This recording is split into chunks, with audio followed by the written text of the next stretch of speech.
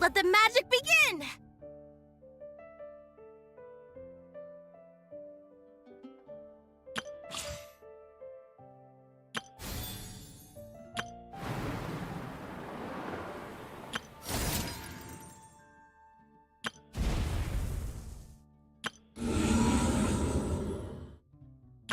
Let the magic begin!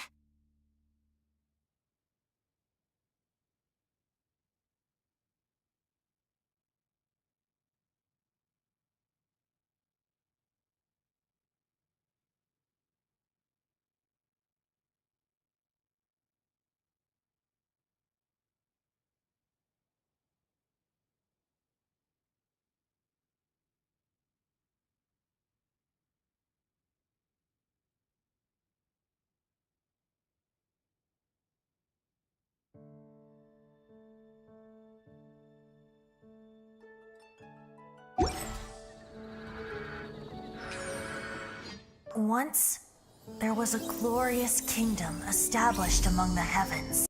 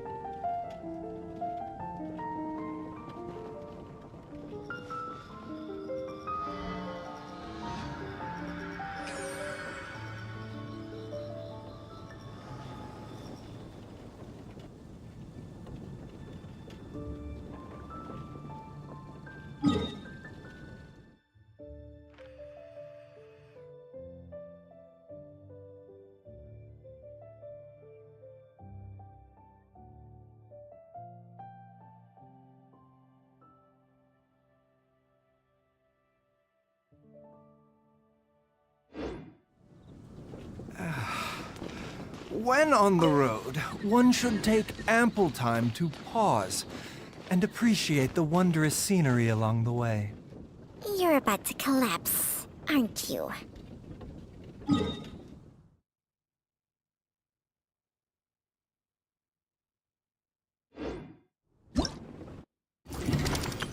Let the magic begin!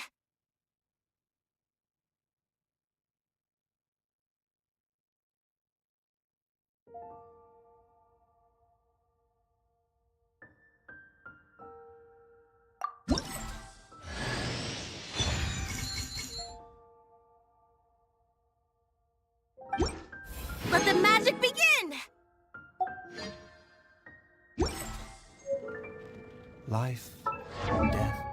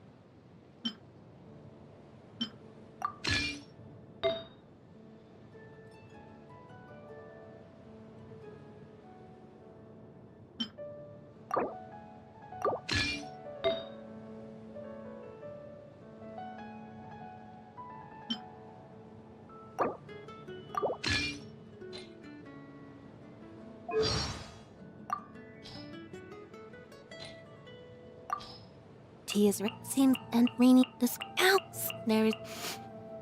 What's that? I tend to have difficult and during our shows. I usually go to after a person's. If you, I tend to have difficulties delicious. I've delicious. Thank you for your generosity. Perhaps you could step over. Surprise. Cute. Be this piece of. Stay calm. Let me take a. I need to focus. Time. Is it time? Detail. You didn't quite dodge it. Around us.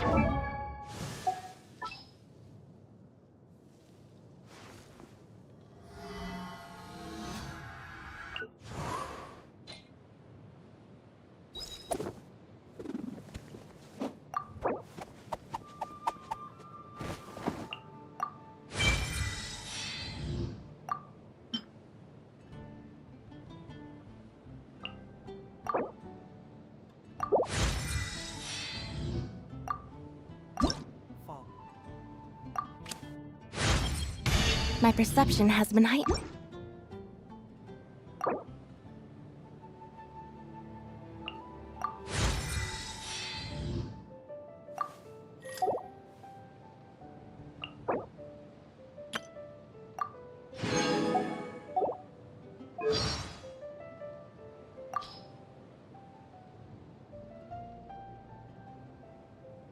My perception.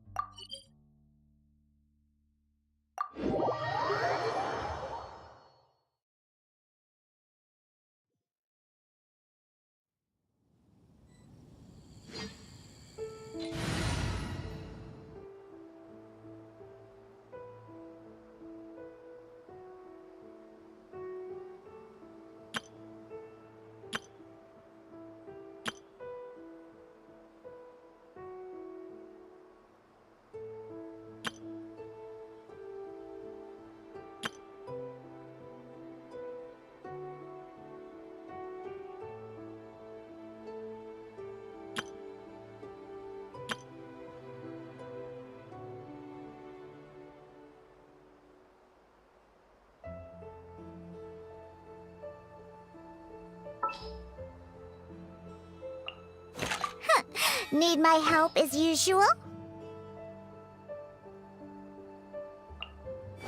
Time for afternoon tea. Ready for trial.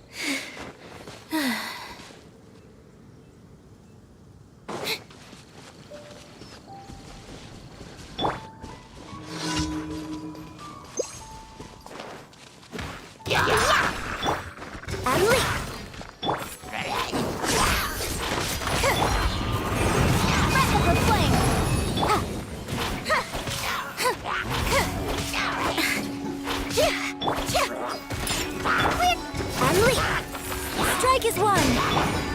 Surprise! Yeah! And leap. Step on up.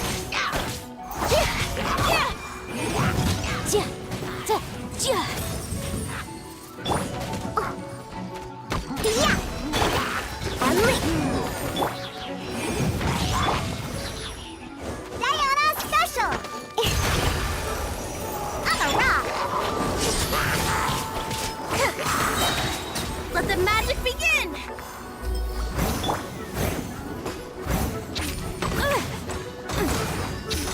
Boom boom. Invisible evidence. Pew pew.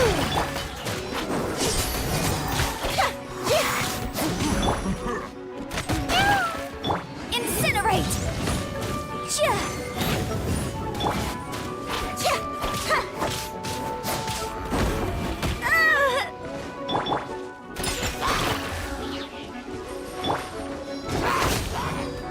Your grand finale.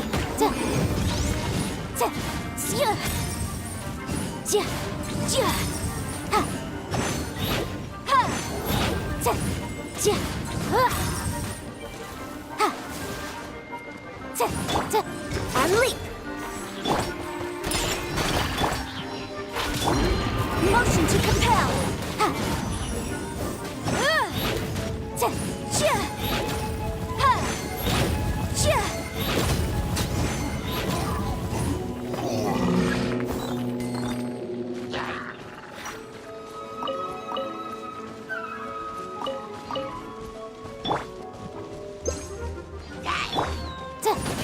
Oof.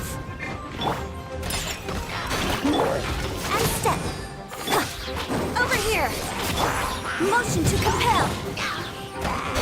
Look at you, Foozle. Cue the spotlight. Boom boom.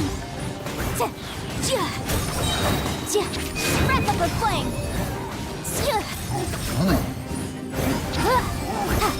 Motion to compel. Break a leg. Step on up. Boom boom. Yeah. And leap. Surprise. Incinerate.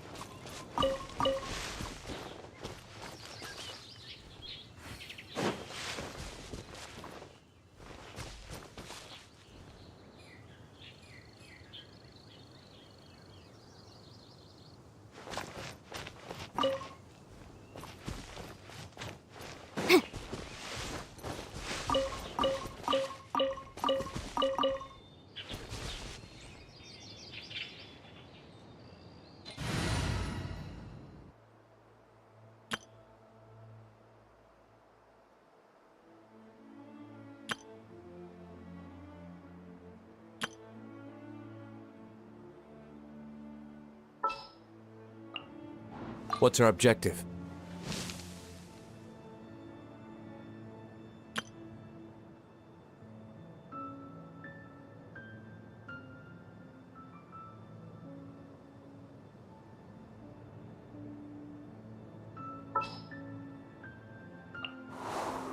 I'll treat your wounds. This is destiny.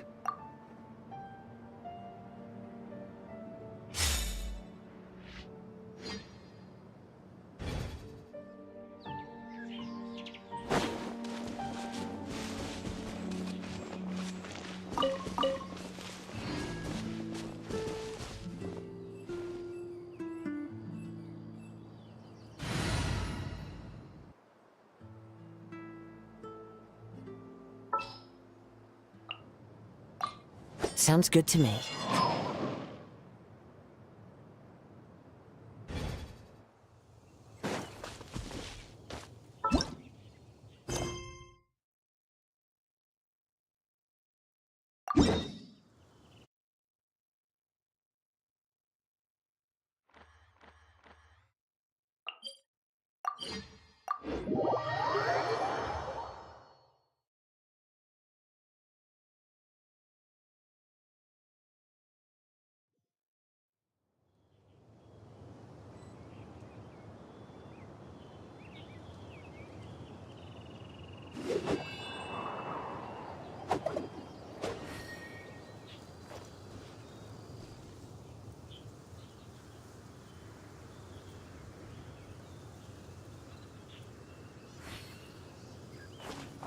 Time to go.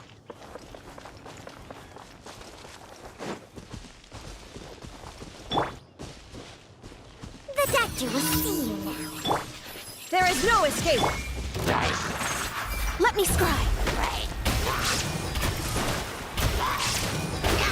Decided by destiny. Illusion shattered! Tough. Mind the side effects.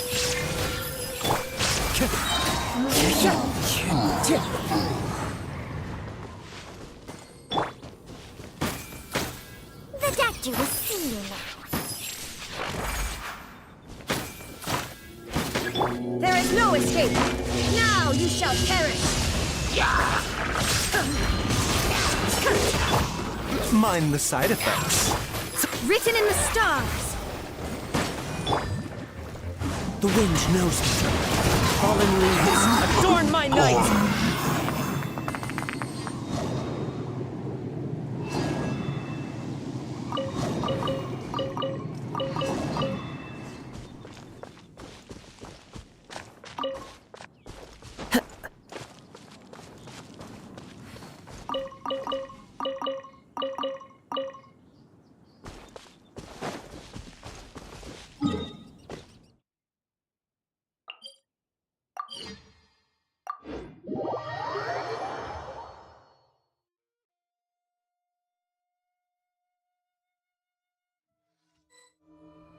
I love it when it snows.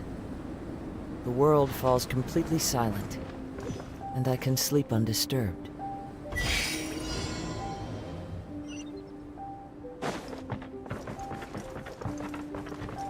One with nature!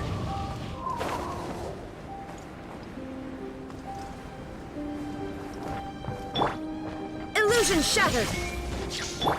The doctor will see you. Remember, health comes first. Delve into destiny.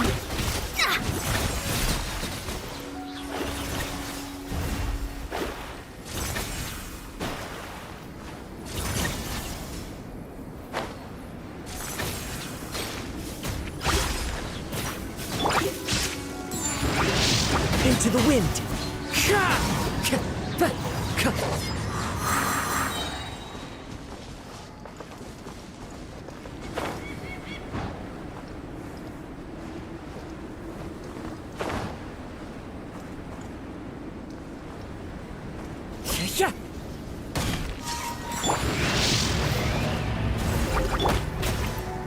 The wind knows me.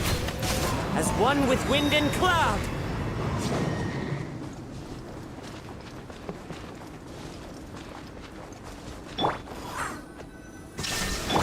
Mind the side effects.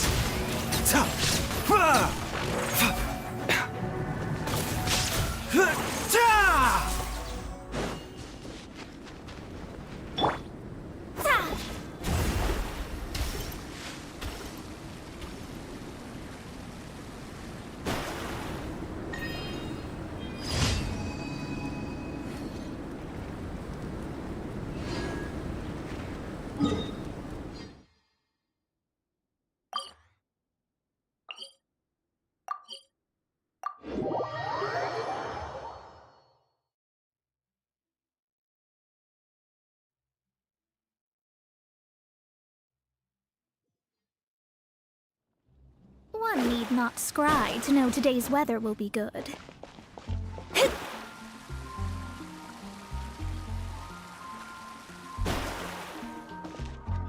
Ad Astra Abyssos. Thank you for completing today's...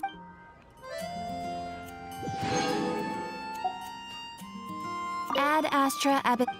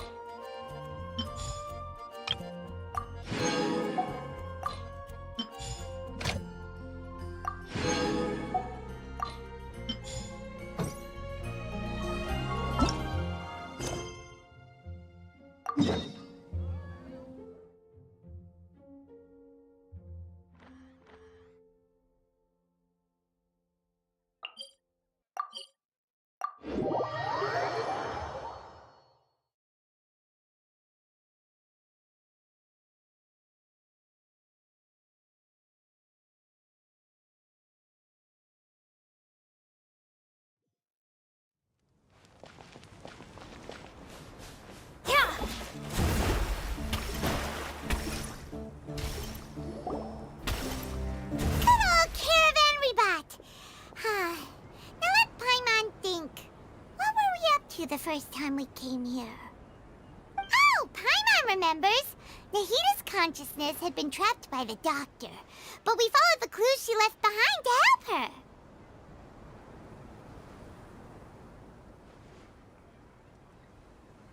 So much time has already passed since then, and it seems Sumeru's changing for the better now that Nahita's in charge, right? Paimon just hopes this peace will last a long time, and then Nahita won't have any more new problems to deal with.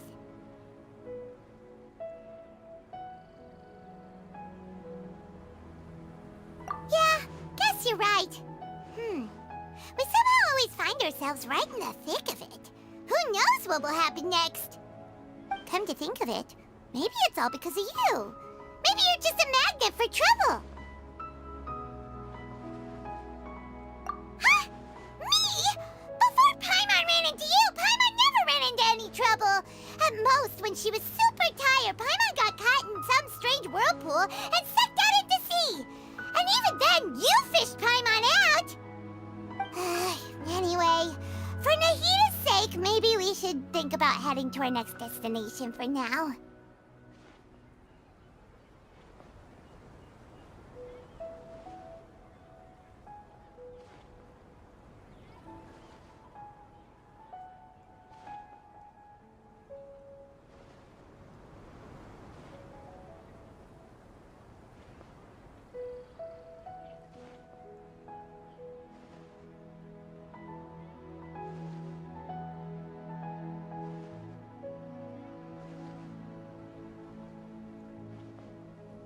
Ah, look who it is.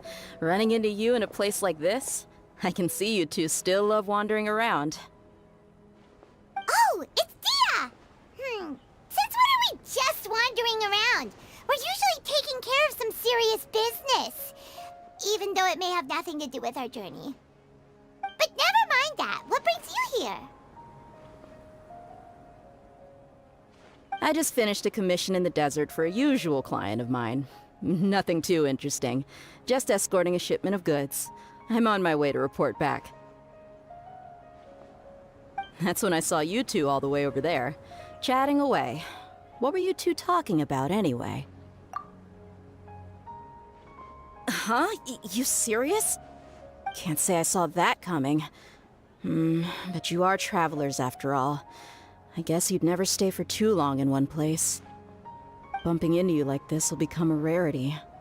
I'm starting to feel sad just thinking about it. Hey, how about I gather a few mercs to escort you two? What do you say? Thanks, but no need. Oh, Paimon had no clue you'd miss us so much. But don't worry, we'll come back to see everyone when we get a chance. Sounds good.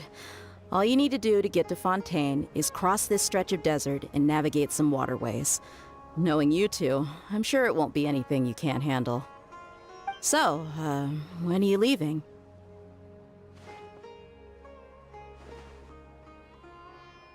Oh, wait a sec. Paimon just remembered there are still a few dishes in Sumeru that Paimon hasn't tried yet. Now, where's that list Paimon made?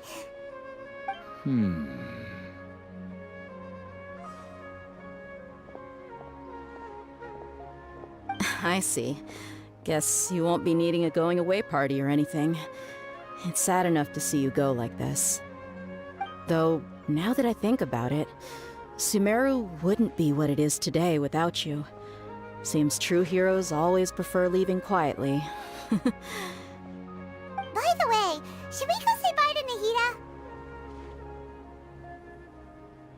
Oh, good point. Then there's no need to bother her in the real world. Then, I guess this is goodbye for now, Traveler in Paimon. Whether as a client or a friend, you're always welcome to come find me. Goodbye, Dia. Bye-bye, Sumeru.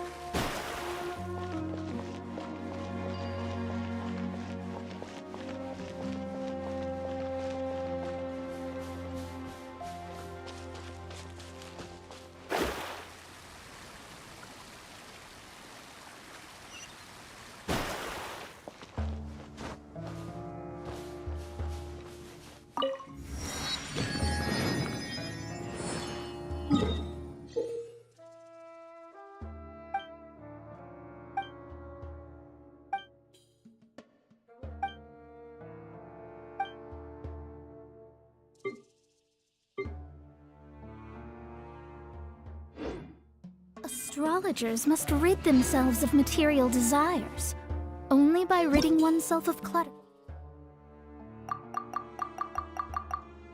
Or can one see the true world around them?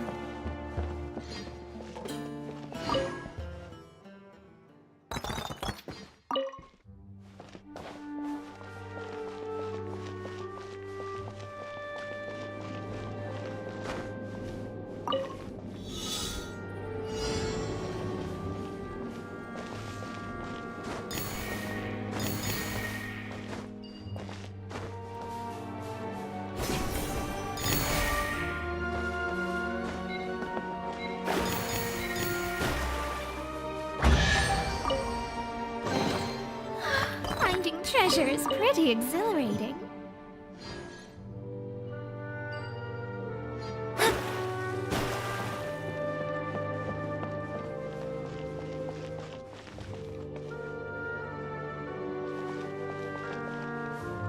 Let me scribe.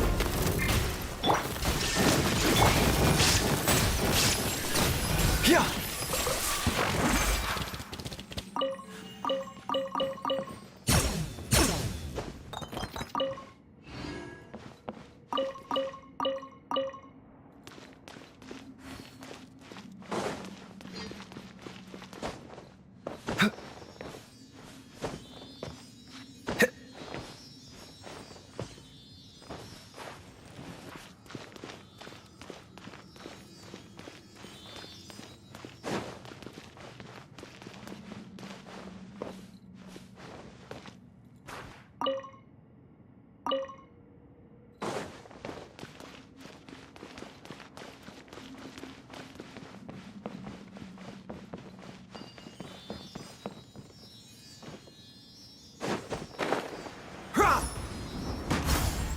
A bitter pill to swallow. There is no escape! Wind strike!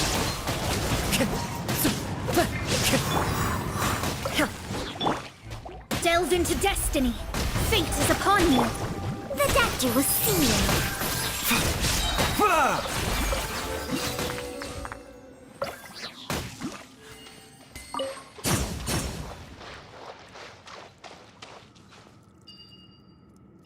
Seems like an emergency.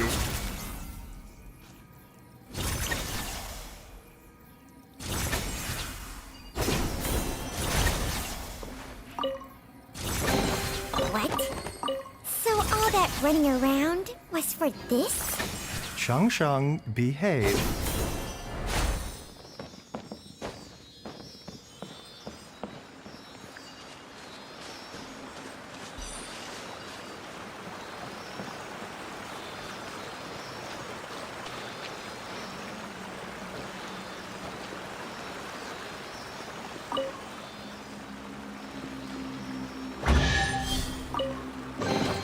Don't forget to wash your hands.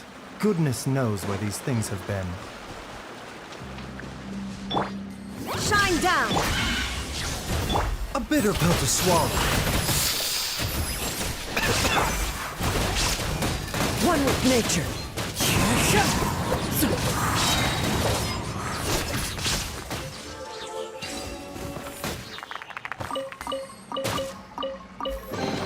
A fateful offering.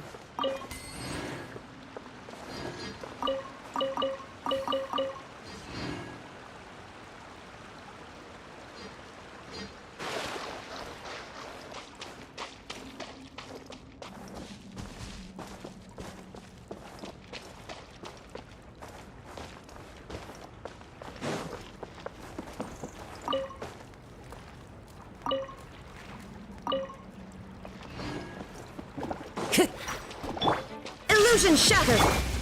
Mind the side effects.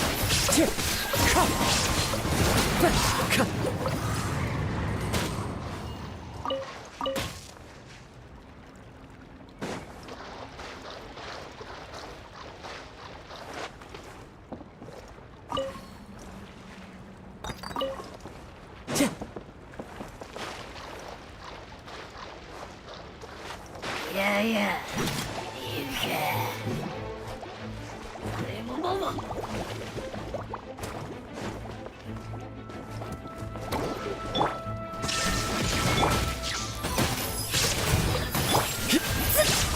Shadows of fate.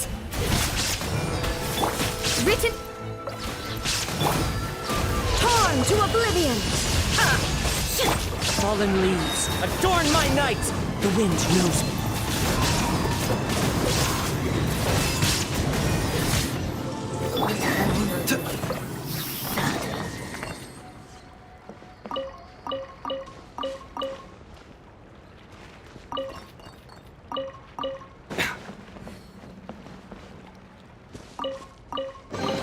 The life of an adventurer certainly isn't easy.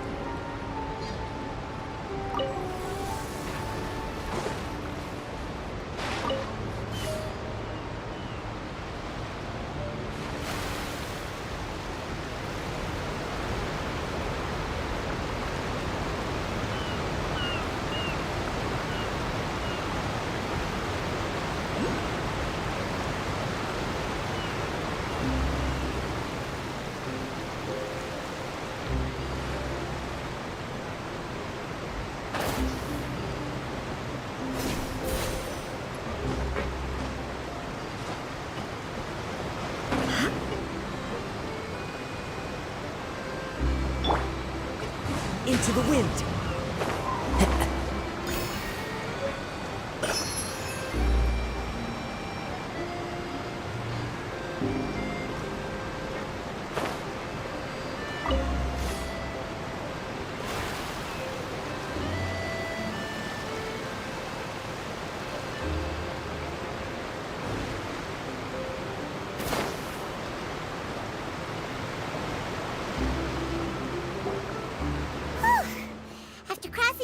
land and water, we finally made it! Oh, this must be Fontaine's port. Wow, everything looks so advanced in Fontaine. Paimon's heard that the industry here is extremely developed, and there are all kinds of unusual machines. Just seeing the sights as a tourist is nice, but maybe it would be better if we found something to do. What do you think?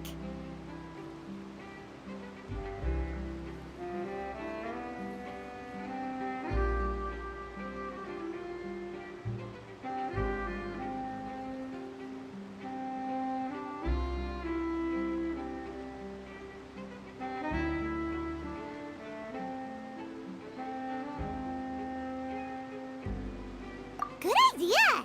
Nahida gave us loads of useful information. Seeking out the Seven is probably still our best source for information at this point.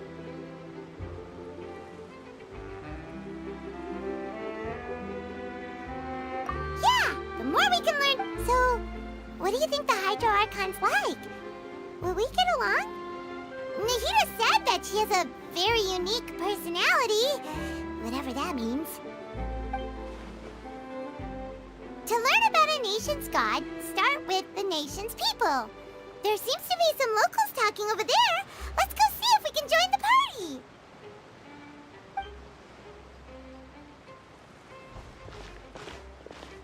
party. If you ask me, it's a tragedy how things ended for him. Clearly, he was a pretty decent person. Yeah, I didn't expect that kind of ending for him. I thought he would at least fight on a little longer for his family. I was expecting a sudden plot twist, but it's a pity that it never happened. Still, his story is quite the tearjerker.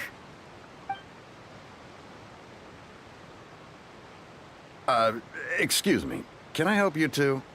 I couldn't help but notice you standing here listening. Hi. We're travelers new to Fontaine, and we had something we wanted to ask, but you seemed to be really busy talking about some kind of play, so we didn't want to interrupt. Play? Oh, no. We're talking about something that really happened. In fact, it's a case that was just heard a few days ago. Really? Like, a real trial? But the way you were talking about it and the words you used just now made it sound like some kind of story. Well, good tales are often based on true stories, aren't they? And what you see in reality may also be someone deliberately putting on an act while harboring ulterior motives. Whether something is true or not simply isn't that important. The main thing is whether the story being acted out on the stage is splendid enough. Oh, but it looks like you're not from around here. You probably don't know that the Fontaine Court of Justice is called the Opera Epiclese, or more commonly known as just the Opera House.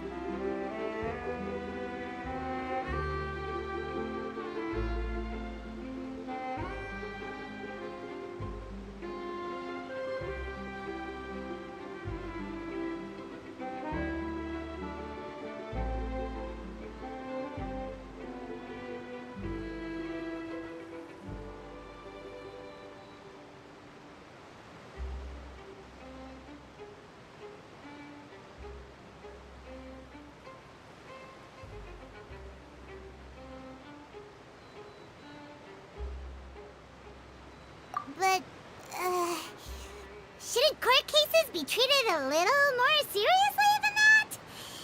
Not to question Fontaine's way of doing things. It's just that putting someone on trial is usually a very serious thing. No worries.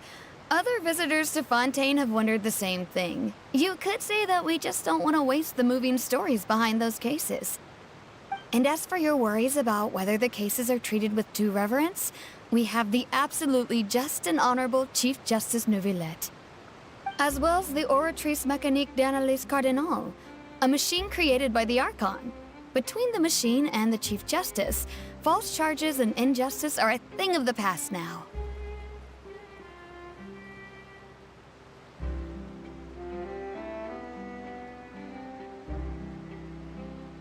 Oratrice? Is it some kind of machine, too?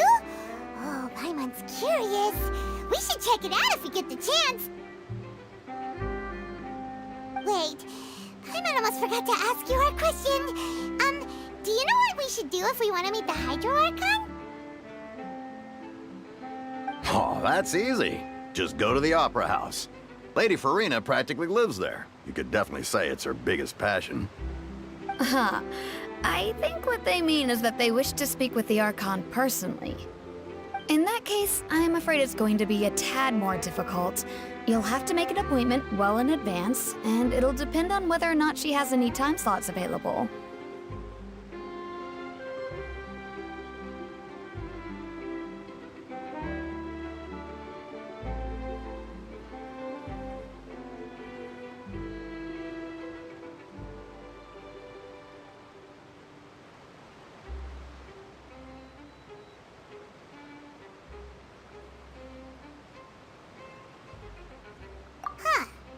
Is the Hydro Archon super busy taking care of official stuff? Wait, didn't you say that she's always at the Opera House? No. Lady Farina seldom takes an interest with the nation's affairs. The reason it's difficult to make an appointment is simply because she's incredibly popular. That's right. After all, she is the Archon. Though she may tend to get a little dramatic from time to time, people can't get enough of her. Huh. First time Paimon's ever heard of an Archon being described that way before. Wait! Paimon gets now! The Hydro Archon is kinda like a big celebrity here, right? Yeah, I suppose you could say that. Perhaps you could even say our mascot. Hang on. This is still Fontaine's Archon you're talking about.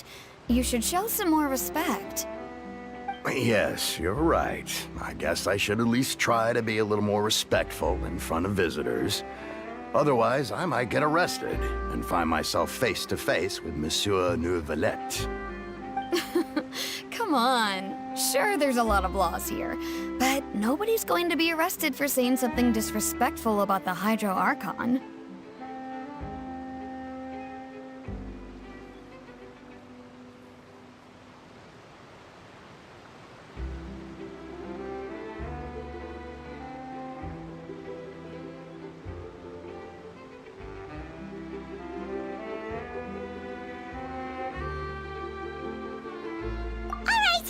We get it. Thank you! At least we now know that we can find the Hydro Archon at the Opera House. But who knows how long making an appointment will take? Guess we could have a look around the city in the meantime. Hey! What are you looking over there for?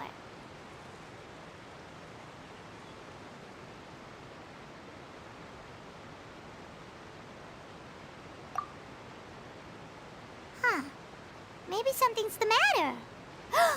She isn't going to jump into the water, is she? Maybe we better go check on her.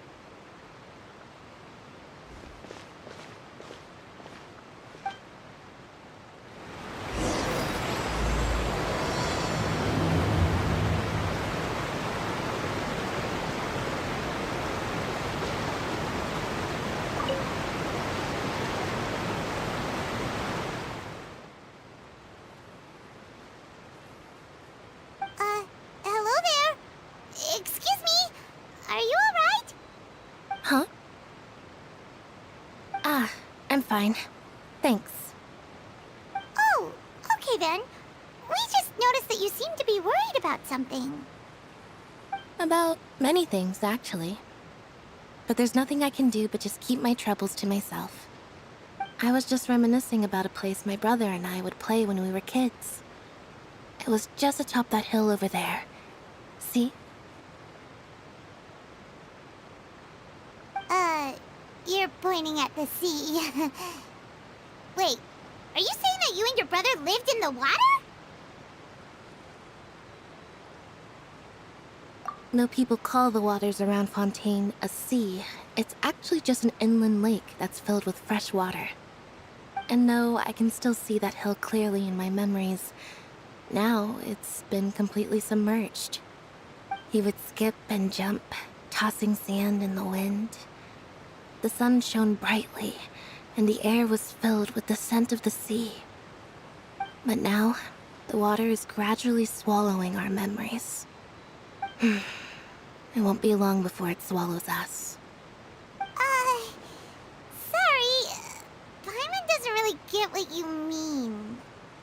Ah, I don't believe we've had the pleasure of meeting. Are you Lynette's new friends? Oh, and you are?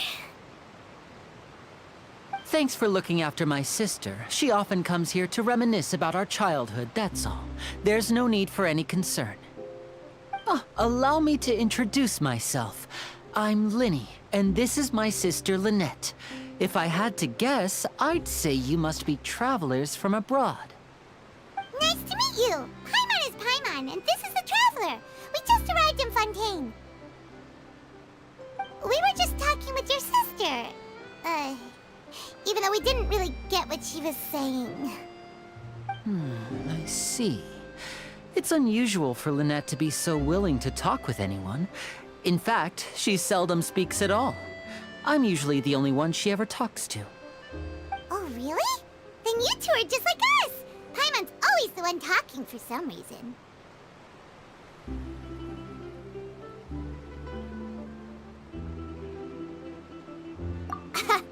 So that's how you think it is? I also think my brother can be too talkative at times. Seems you were right, Paimon. So, what did Lynette mean just now when she said that the water is engulfing your memories, and that it won't be long before it engulfs you too? Oh, that. It's from a prophecy that's been circulating in Fontaine for some time now.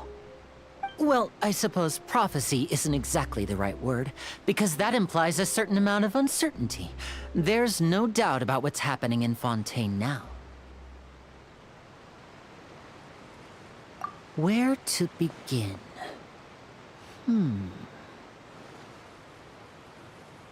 Let's put that question on hold for a moment. We still haven't formally greeted each other yet, have we? Did all the introductions earlier not count?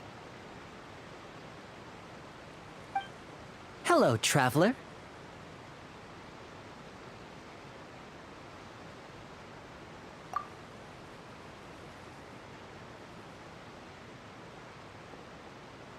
And hello, Paimon. Hey! Why didn't Paimon get a handshake? You're not poking fun at Paimon, are you? Please, don't take offense. Just consider it a sort of etiquette we have here in Fontaine when making new friends. You should remember it. It might prove useful. Oh, all right then. Well, Paimon's just happy to have a local friend now.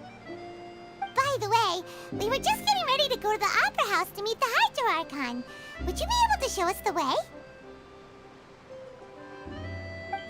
So you're going to see Lady Farina? No problem at all. In fact, I was planning to go to the Opera House later myself. I'll gladly take you once I finish things here. Please, follow me.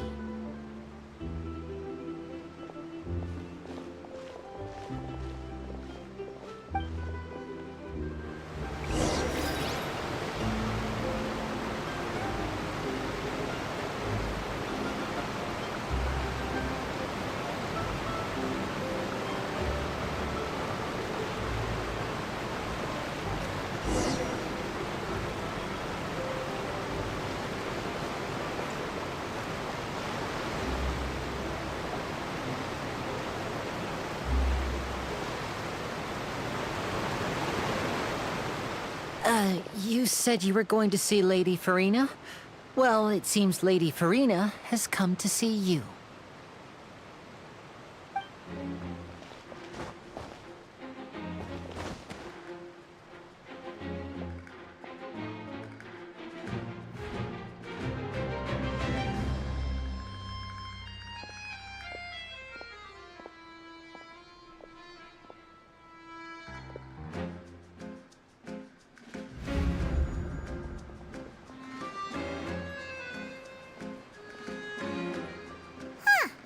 So, she's the Hydro Archon? But how did she know we were looking for her? My dear people, rich and poor, those with cup in hand and those with nothing at all, raise your glasses in celebration! If you don't have one, then just raise your hand in lieu.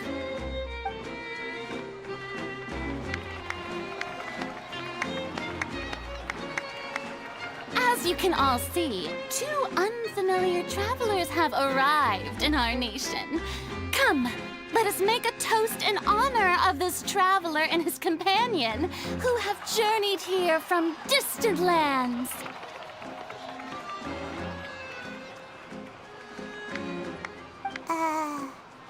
Is she talking about us?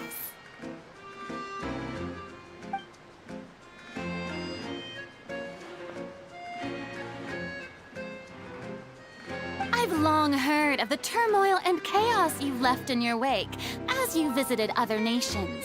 But I welcome you nevertheless. No, I have come to receive you personally. Fear is for insignificant cowards. I am a god, and I will never entertain the notion of such meaningless wariness. You can be rest assured, I see clearly your sincerity. Of course, seeking an audience with me is the most sensible thing to do. It will allow you to truly behold my power and witness my authority. Intelligent people always gather under the correct banner. I, Focalor, hereby welcome you to the nation of Hydro and acknowledge the value and significance of your trip. Now, you may rejoice in this. Yeah, Paimon still can't believe it. Feels like we've only been here for a few minutes. But the Hydro Archon's entrance was, how should Paimon describe it? A little over the top? Ahem. Miss Hydro Archon? How did you know we were coming? I see. As Outlanders, you inevitably lack even some of the most basic understanding. Don't forget that even the gods can be divided into the mediocre and the excellent. I suppose it's only natural for you to be awestruck by my abilities. You had best stop and consider. Do you really have the noble qualities and etiquette necessary to communicate with a god? All it takes is a flick of my finger for me to know everything about you. Whoa, talk about sounding high and mighty. Oh? What's with these looks? Perhaps the welcoming ceremony still isn't enough? What else should I say then?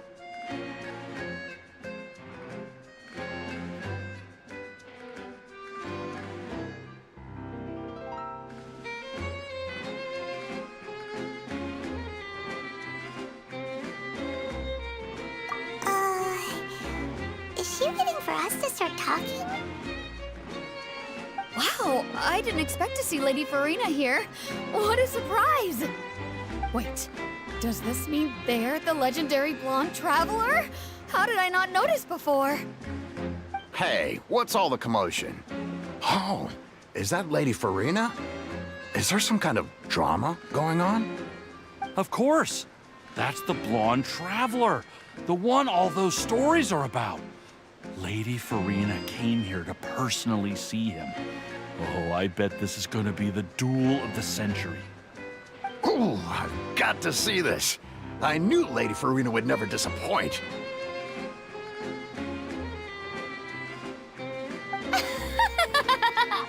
Yes, but don't get too excited now. My dear believers and spectators alike tend to get quite rowdy, and despite the noise, I've come to tolerate all their ruckus.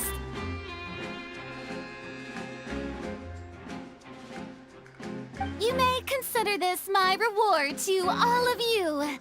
I have determined that there will be an epic duel between myself and this traveler from another land, just as you were hoping to see. Now she wants to fight? Aren't we getting a little ahead of ourselves?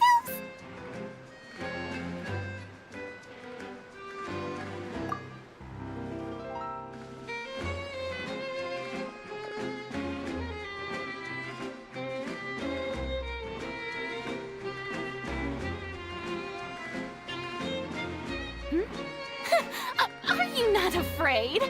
Might I remind you that this is a duel against the divine? What are you trying to do, traveler? Provoking a god in front of her people? Stand down, Clorend. I admire his bravery. Few have the courage to draw their sword against a god. He is obviously a true warrior. Unfortunately, people nowadays only crave to be thrilled, and a mere duel will not slake their thirst for excitement. Huh. Yeah, she's right. Just a duel wouldn't be all that interesting. On Araneus, criminals are always requesting duels to defend their honor. They're getting a bit old, to tell the truth. You see. Then, as the god of justice, I shall face this traveler in another kind of duel. A duel in court! Whoa. All right! Now that'll be worth seeing! Right. This is Fontaine, after all. It's such a grand opera house, it would be a pity not to use it. Why do you care so much about the crowd's reactions? Seems you've spent a little too much time in the opera house. Besides, how exactly do you plan to have a duel in court? You mean... Oh, we have reason to put you on trial. It's obvious, isn't... According to Fontaine law, no one is permitted to release any flying objects within Fontaine city limits during the first 3 days of each month. You are clearly guilty of violating this law, no? Oh, so that's what they've done wrong. That's our Lady Farina. No one... You call that obvious? What kind of law is that? Wait, flying object? You mean Paimon? Precisely! Now, if you two have no objections... My apologies, Lady Farina. I don't mean to spoil the fun, but if you would allow me to interject... I don't think that Paimon here meets the definition of a flying object. You tell her, Linny! Finally someone who's not crazy. How could anyone call Paimon a flying object? Ah, great magician Linny, my beloved citizen. I'll permit you to object, but how exactly do you plan to prove your claim? As a magician who just rained on your parade, I naturally should shoulder the responsibility of saving the show. So, with such an audience gathered here,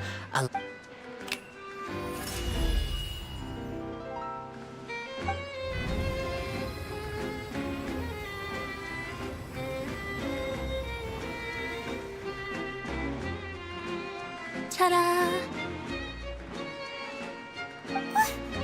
What's that on Paimon's back? Hey, when did you do that?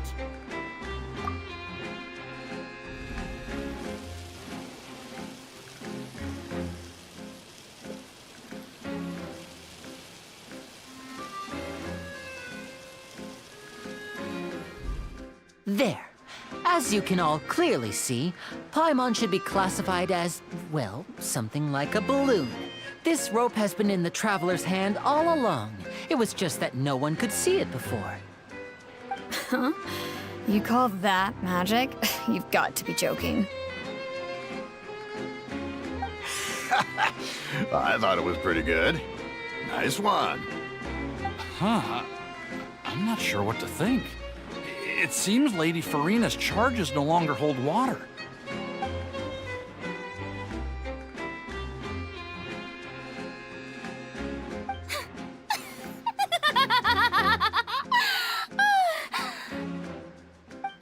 Amusing.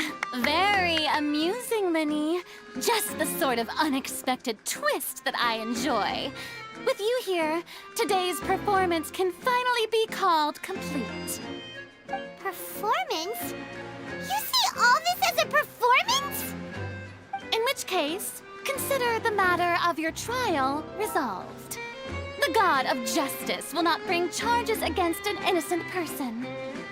But when there are valid grounds, I will not only judge travelers from abroad, but even the gods of other lands. I look forward to seeing your upcoming performance at the Opera House, Mr. Linny and Miss Lynette. That's enough for now. Toodaloo!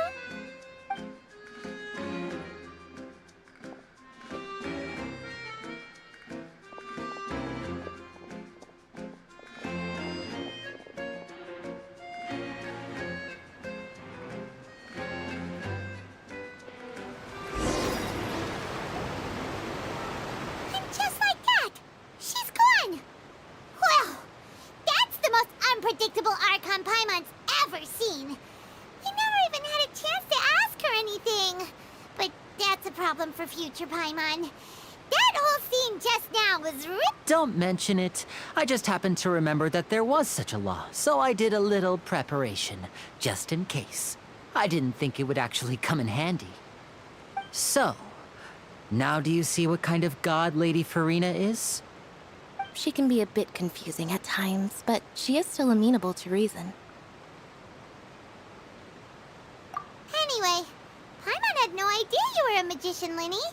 It sounded like you'll be performing at the Opera House, right? I just know a few simple tricks I use to make a living. Lynette is my assistant. It will actually be my first time performing on the most prestigious stage in Fontaine, the Opera House. But isn't the Opera House where criminal trials are held in Fontaine? When there are no public trials being held, the Opera House hosts a variety of other performances. To the people of Fontaine, the line between a trial and a performance can be a little blurred. And speaking of performances, I would be remiss to forego this opportunity gifted by fate. Might I invite the two of you to see my performance? My brother's always excited to make new friends. Oh, sure. We don't really have anything to do now, and we wanted to go to the Opera House anyway. Splendid. In that case, you really mean it? Then I'll take you up on your offer. This is a magical item known as a magic pocket. Perhaps you can help me distribute them to the people here.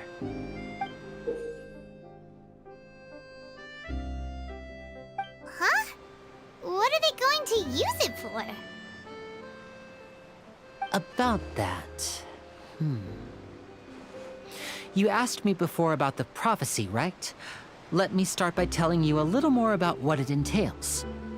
I'm not sure exactly when it began, but a prophecy has been circulating around Fontaine. It says that every person in Fontaine is born with sin. No matter how the nation of justice holds trial after trial, this sin cannot be absolved. Until one day, the water levels in Fontaine will rise, and the sinful people will slowly be drowned. In the end, the people will all be dissolved into the waters, and only the Hydro Archon will remain, weeping on her throne. Only then will the sins of the people of Fontaine be washed away. That sounds pretty gloomy. Why are people in Fontaine born with sin? What is that supposed to mean? There are lots of guesses. Some say that the ancestors of Fontaine stole the power of the seas and stirred its wrath. Others say that the people of Fontaine never heeded the first Hydro Archon's warnings and offended Celestia. But here in Fontaine, evidence is what matters. There hasn't been concrete evidence for any of these claims, so they can only be regarded as conjecture. If even the people in Fontaine don't know what sin they committed, wouldn't it be better just to ignore the prophecy completely? Why bother feeling guilty all the time? That's exactly what the people did at first. But in the last few years, the water levels in Fontaine have actually started rising.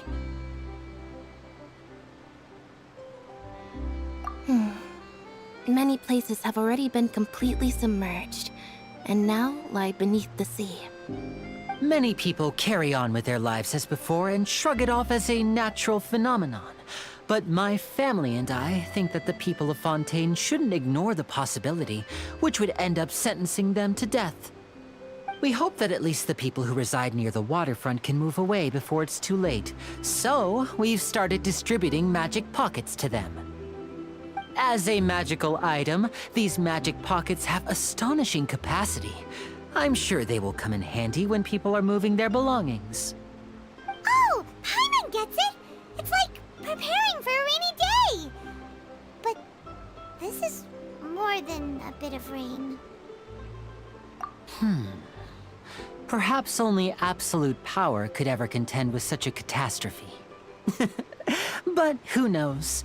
We're just tiny specks in the grand scheme of things. Now, if you'd like to help, then please give these magic pockets to anyone nearby. Be sure to convince them to take it, regardless of what they say.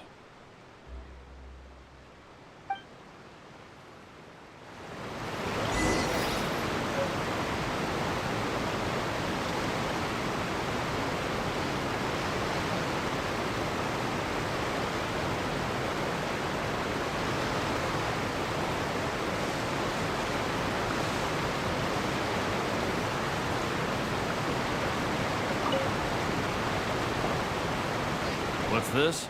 Ah, so you also believe in the prophecy. Keep it. I won't have any use for it. What?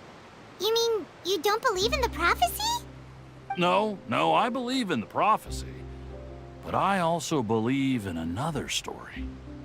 The story says that people once lived in the ocean.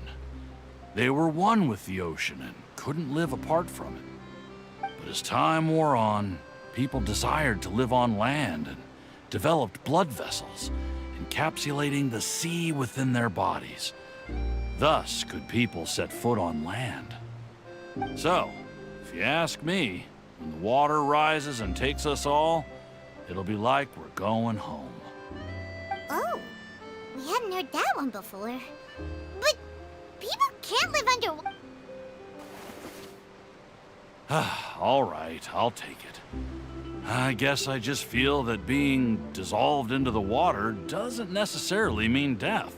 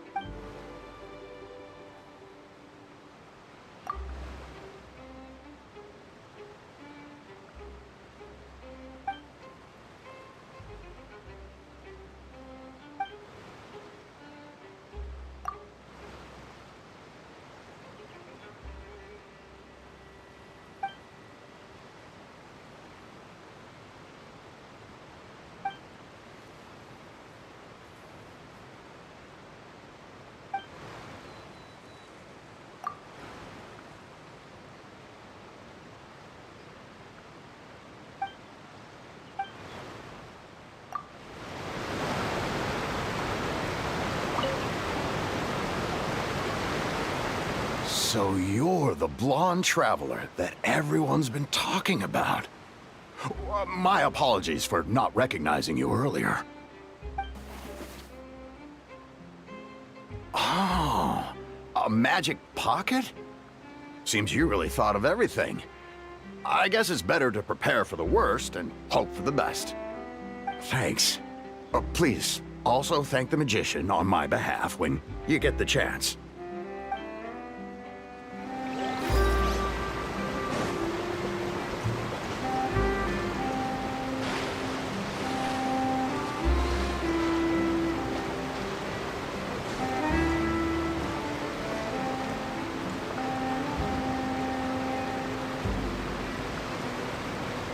One with nature. Follow the wind. Huh? I don't want that thing. Way I see it, if the prophecy's true, it's still gonna be a long time before the water can cover everything. Life is all about living in the moment. What use is there in worrying about the future all the time? We'll cross that bridge when we get to it. You should still take it. You never know when it'll come in handy. Oh, all right, fine. Thanks. It's just that if I start moving, that means I've already given up on the life I have now. I'd really rather not.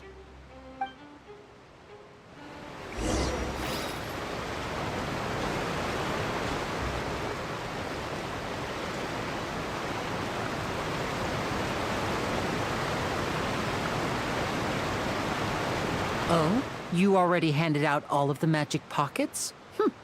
That was fast. So, what did people have to say? I bet you heard some, interesting opinions. Yes, but that will change once disaster strikes. I know they'll change their minds, so it's only right to help them prepare. Is there anything else you need to do before we leave? Yes, one last thing. I have the magic pockets made by a workshop in the court of Fontaine. Since we're out and about, I was thinking about bringing him some more materials. So, you want to collect materials? Just tell us what the materials look like and we'll help. Many hands make light work. Oh, that would be much appreciated. We'll need some Romaritime flowers. I remember seeing them near the waterfront on the east side of the harbor.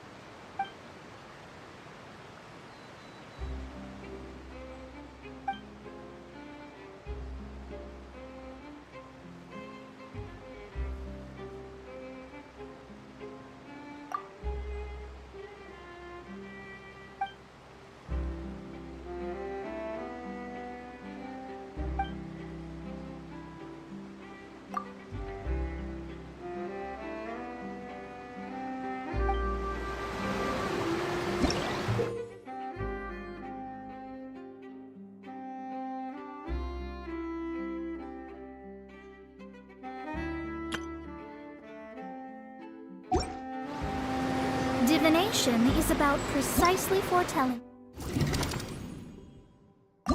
One's written.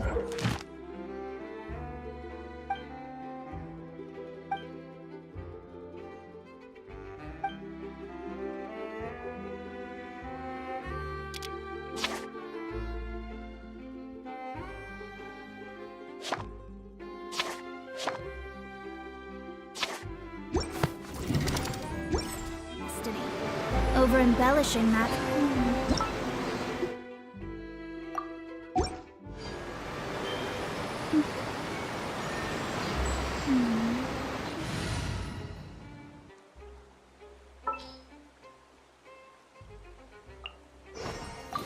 Just what will we come across this time?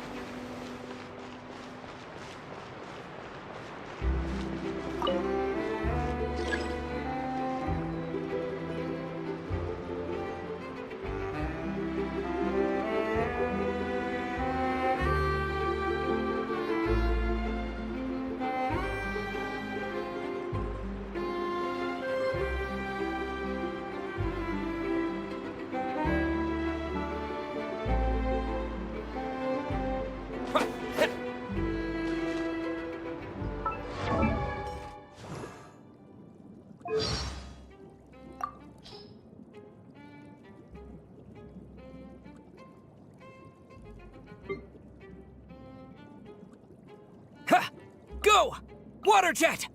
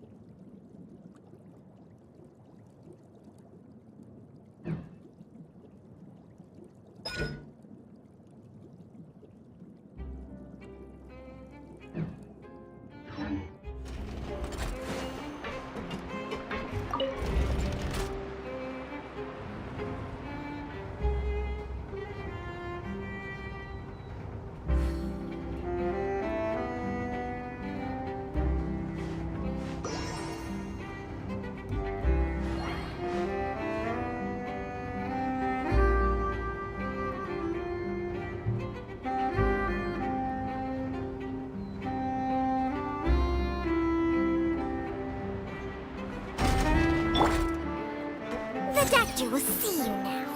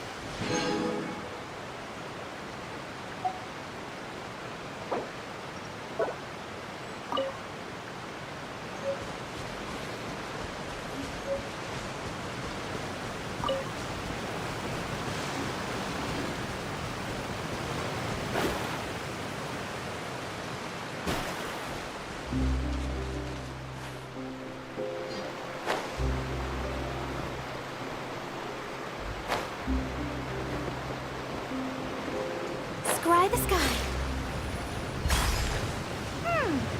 It seems we have to use Hydro to collect for maritime flowers.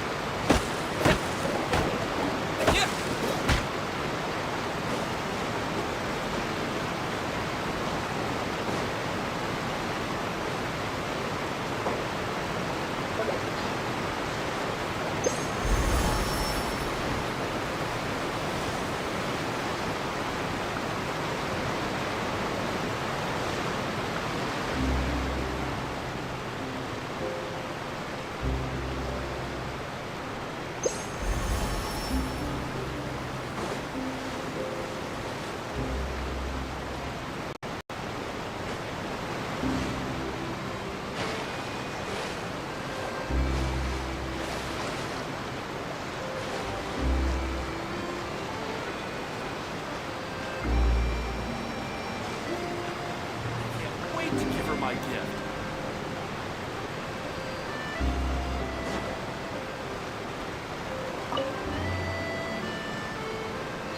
You made quick work of that. I can tell you're an experienced traveler. I've also finished collecting a few here. Maybe next time you'll feel like helping too, Lynette.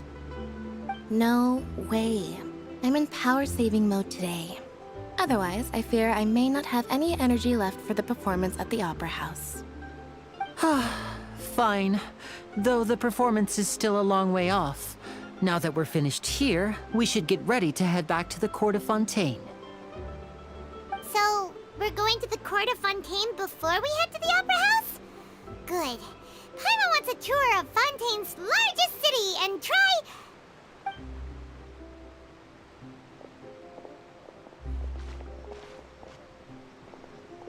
Wait, shh. Have you noticed that person over there? The young girl. Huh? What's wrong with her? Paimon didn't notice anything.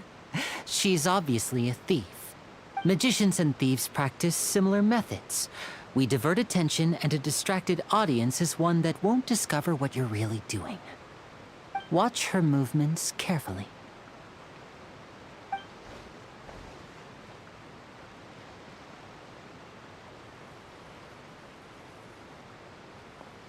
Oh, he's right! Shh, keep your voice down. We need to think of a way to catch her, but it seems she's very alert. Perhaps we should split up. You two can ride the lift over there and wait up top. I bet that'll be her escape route if she tries to run. All right, let's...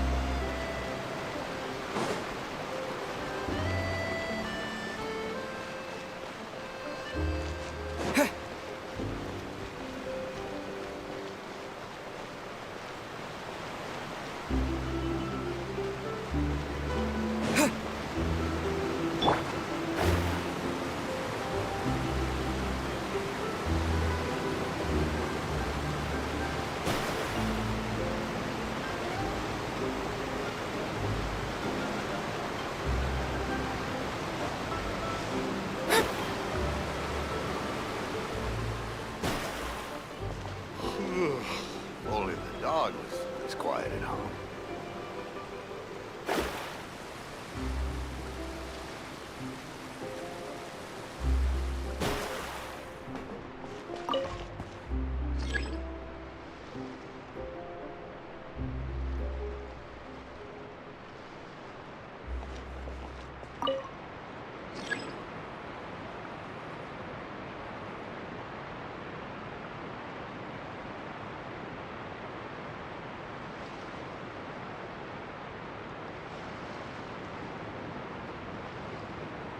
Astrologers must rid themselves of material desires.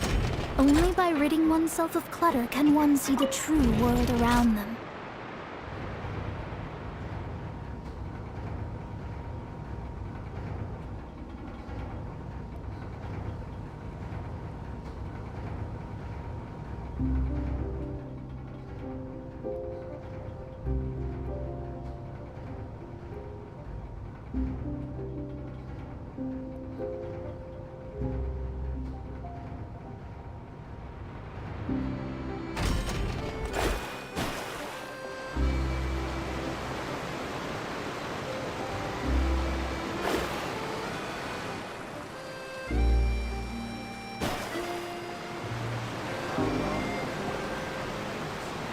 This is the spot where Linny wanted us to wait.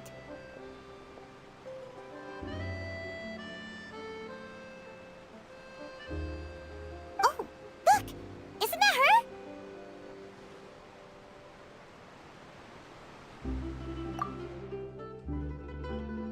Oh no! Did she notice us?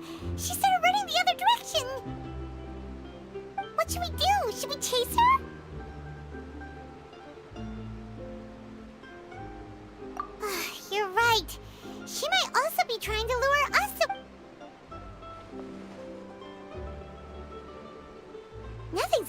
for a while now.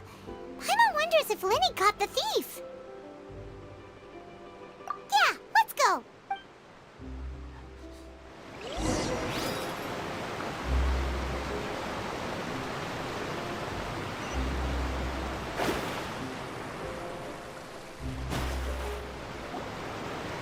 Are you sure that's all she took? You should check to make sure you're not missing anything else. No, that was all. Oh, I can't thank you enough. I didn't notice a thing earlier. Anyway, I should be going now. Thanks again. Oh, were you returning what the thief had stolen? That's right. Pity I wasn't able to catch her. She distracted me by dropping the thing she stole on the ground. By the time I looked back, she was already gone. I saw the general direction she went, but Linny twisted his ankle, and I needed to make sure he was okay.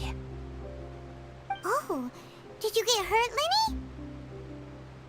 I'll be all right. It's just a twisted ankle, that's all. In fact, it's feeling better already. If you want to play at being a hero, at least try not to get hurt doing it. Imagine what would happen if you managed to derail our performance as a result. You're right, you're right. Sorry, Lynette. I have to admit that the thief was even more skilled than I had anticipated. But at least we were able to get the stolen items back, so it wasn't a complete failure. What a slippery little thief! Guess things turned out all right in the end, though. Linny's initiative paid off! All right, let's put this little detour behind us. We should go to the court of Fontaine now.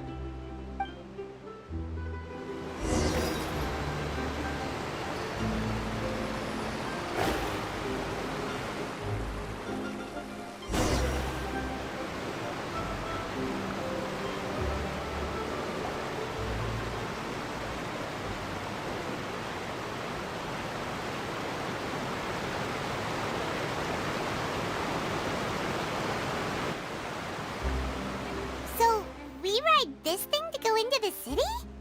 What an ingenious way to get around! People in Fontaine really know how to use water! This is an aquabus. It allows people to travel between several key locations around Fontaine. It's pretty convenient, but the ride can become a little dull after a while. The scenery is always the same. That's why it's better to travel with friends. So you mean it's still boring even when I'm riding with you? No, that's not what I meant.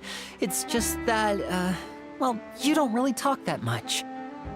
Besides, it doesn't really feel like a real trip when it's just the two of us. It's the same as being at home.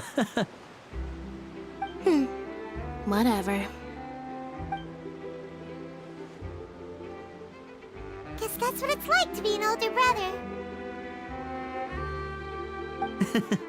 It's about time for us to leave. Let's get on board.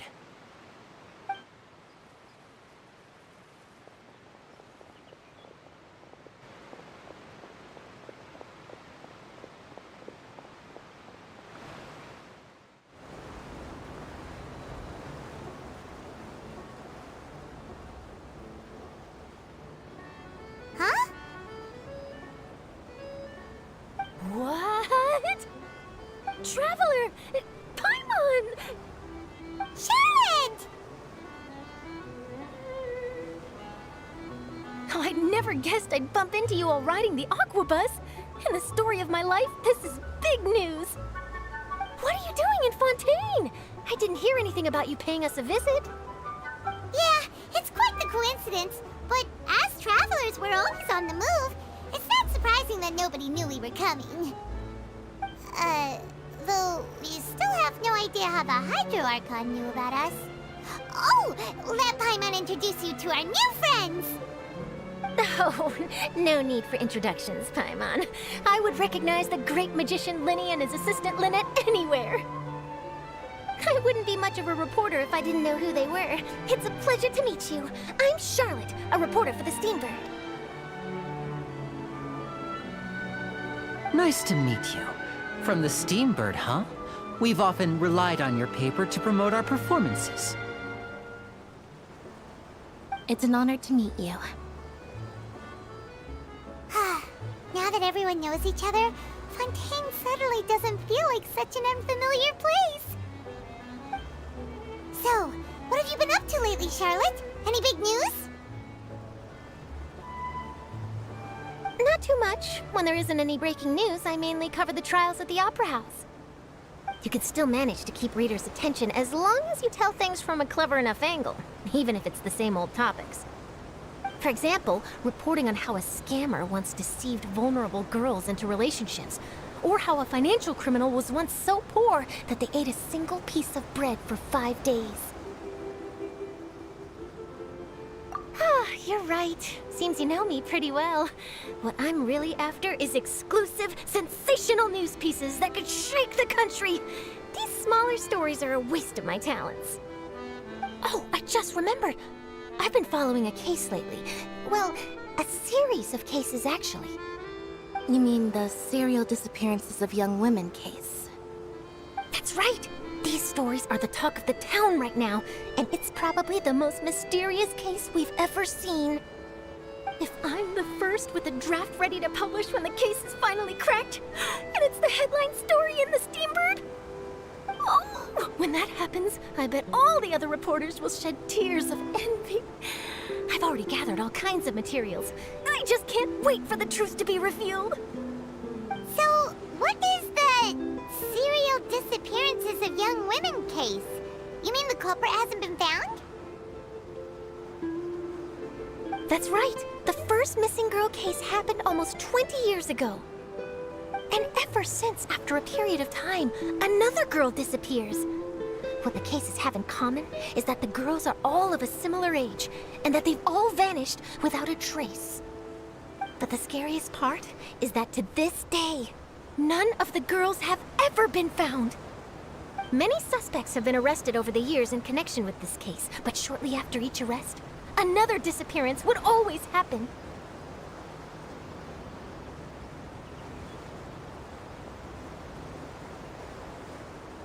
Yes, it's possible. But either way, I believe that every case has some precise truth behind it, waiting to be exposed. Yes, I agree. And at the very least, the family of those missing girls deserves some sort of explanation. I just imagined for a second what I would do if Lynette were to suddenly disappear. I'd pay any price to get her back, and then find a way to track down the culprit. Please don't imagine that, Lenny.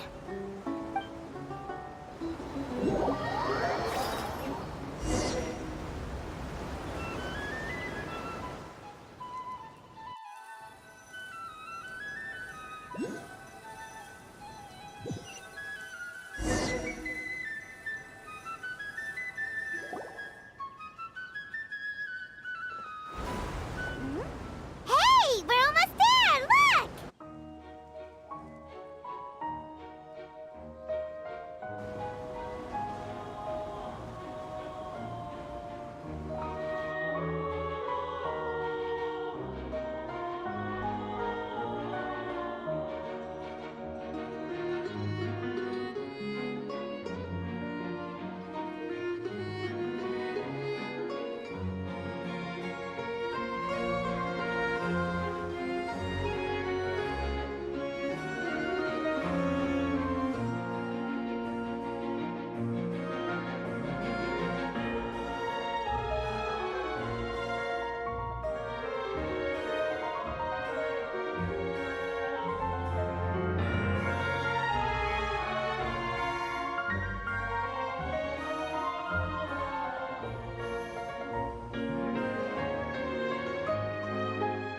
Well, I really enjoyed chatting with you.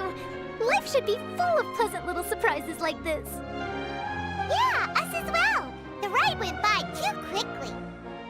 Ah, I have an interview to get to. I should get going before I'm late. Okay, Paimon hopes we can chat again soon, Charlotte. See ya! Bye now. Oh, be sure to stop by and see me at the Steambird when you have time. What a tough job. Always running around and interviewing everyone. Well, where should we go now? If you don't mind, how about we stop by my home first? Besides, I still have all the materials we collected. Sure, we wouldn't mind at all. This city is so huge, Paimon wouldn't know where to start anyway.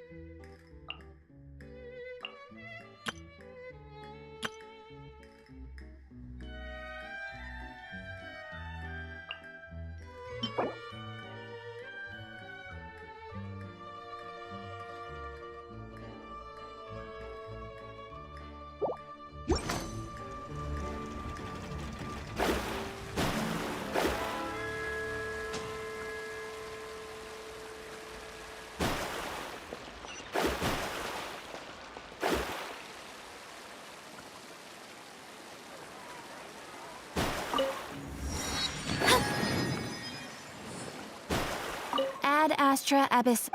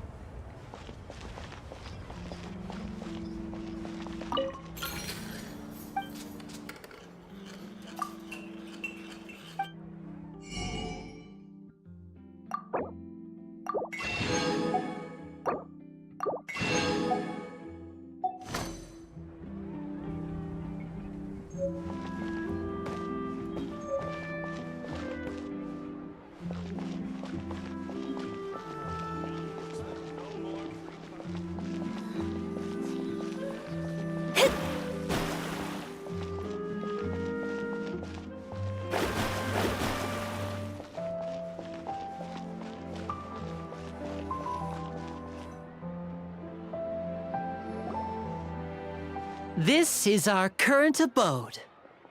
Ah, Fremine, you're home. Where did everyone else go? I have some new friends that I would like to introduce.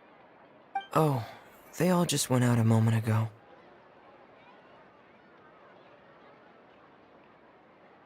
I see. Everyone is getting busier now that Father will be returning soon. I suppose that can't be helped. Allow me to introduce you to my little brother, Fremine. He is a phenomenal diver.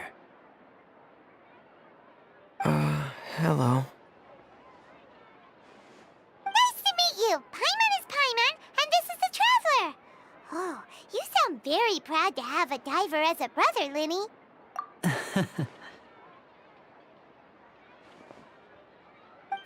Linny, could you come here for a moment? Hmm? What is it, Fremine? Do you have something to tell me?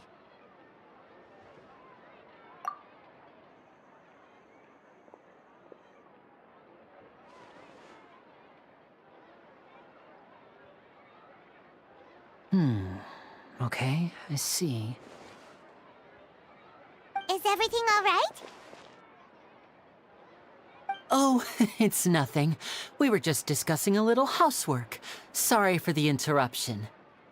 Oh, before I forget, the Traveler and I collected more materials to make magic pockets. Were you able to get any, Fremine? Yes, I went diving and gathered lots of materials. I was about to give them to you. That's our Fremine, always quick with the underwater work. All right, I'll take these to the workshop.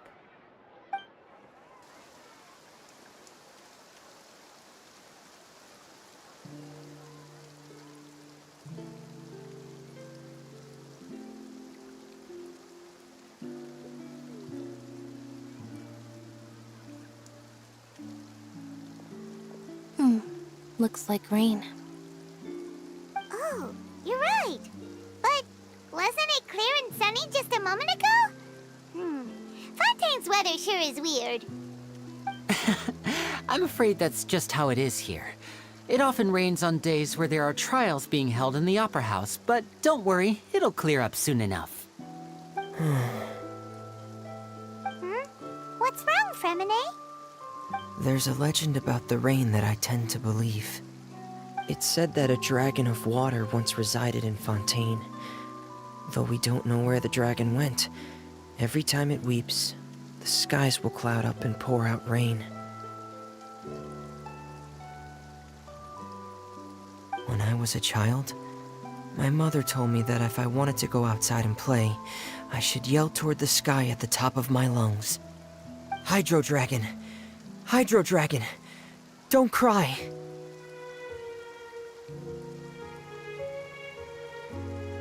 If it's an elemental dragon, then having the power to make it rain wouldn't be very unusual. Let Paimon try something. Hydro Dragon, don't cry!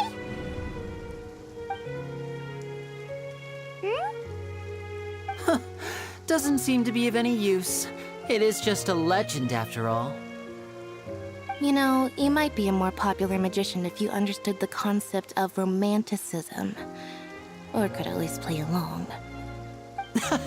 Sorry. It might be because we've never met the Hydro Dragon. Perhaps it can't be comforted by the words of strangers.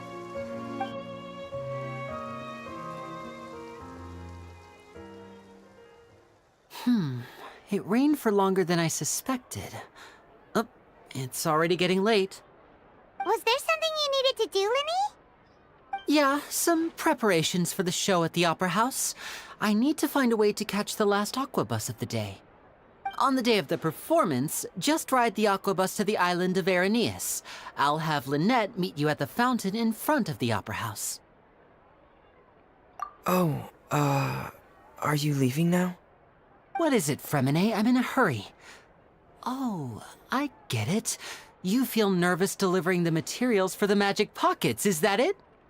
Perhaps we could trouble the Traveler to help us take these materials to the Beaumont workshop and deliver them to the owner there?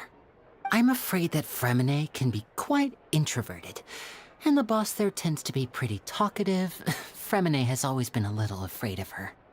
No trouble at all! Don't Sorry for the inconvenience. I'm quite useless when it comes to such tasks. I'll think of a way to make it up to you. Oh, no need, no need. This will be a walk in the park for us.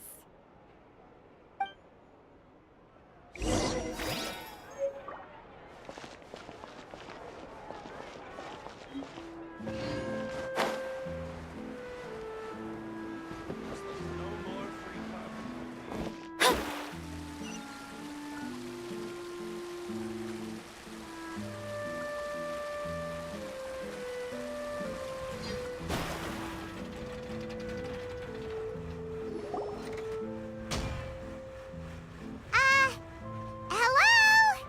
Is there anyone here? Oh, hello there. New customers? Looking to buy, or do you need something made? Or perhaps you're just looking for a chat with me. Oh no, we're just here to deliver some materials. Here they are. They're for making... what were they called again? Ah, these must be for Magic Pockets! I could tell right away. I've already made several orders worth now.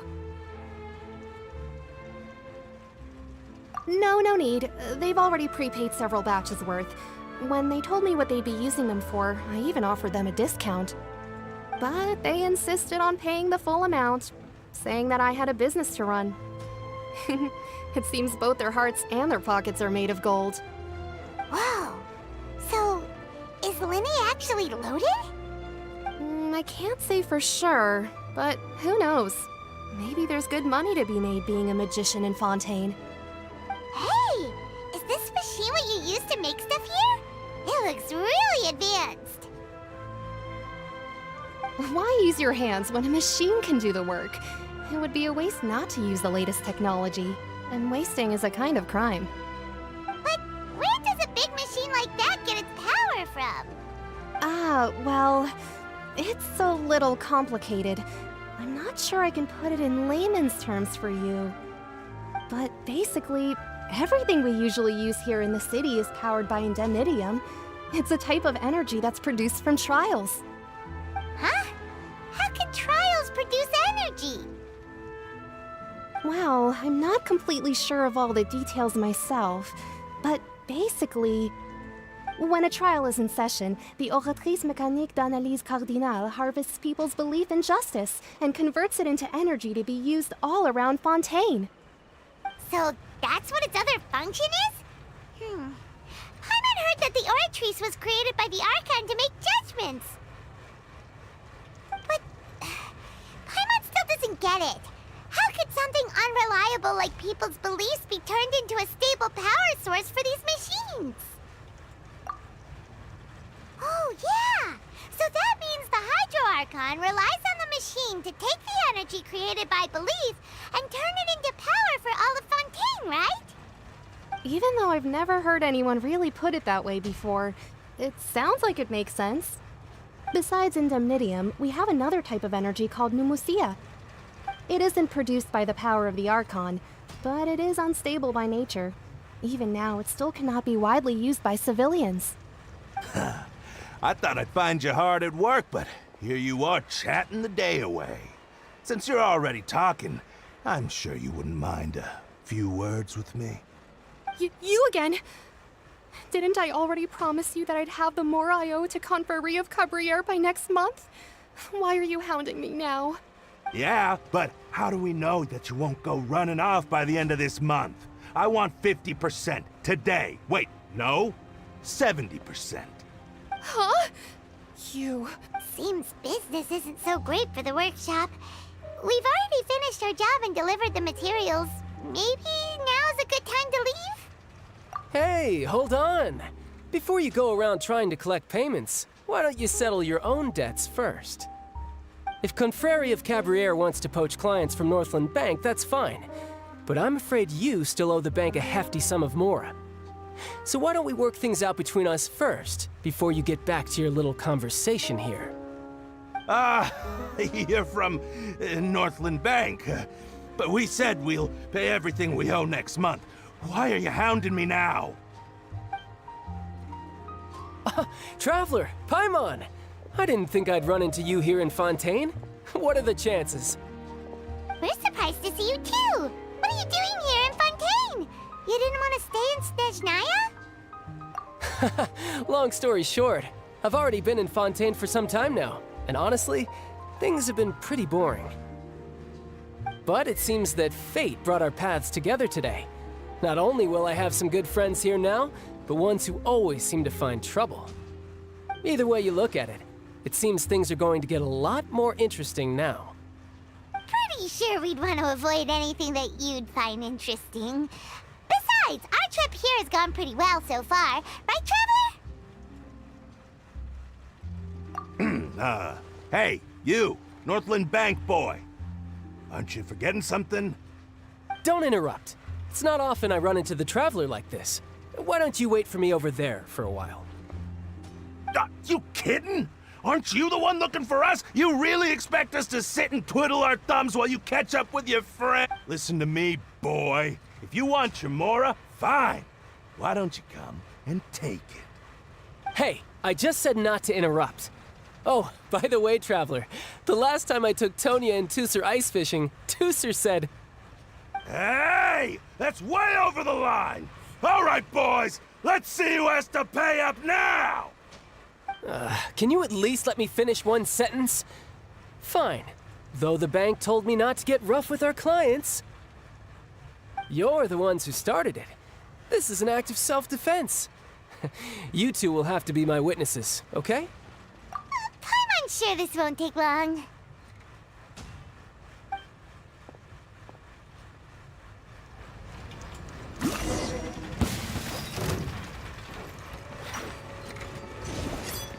Bring it on. Brace yourself. This is gonna hurt.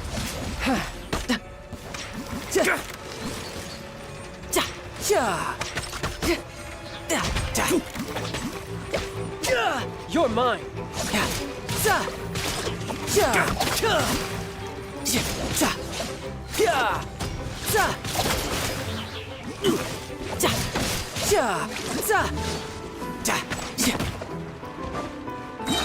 You can run, but you can't hide.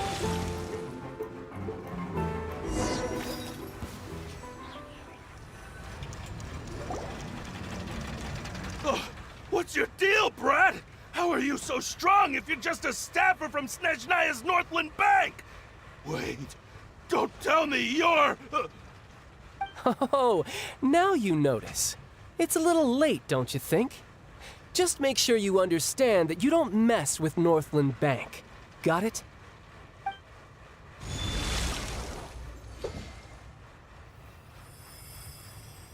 Huh? Now's my chance!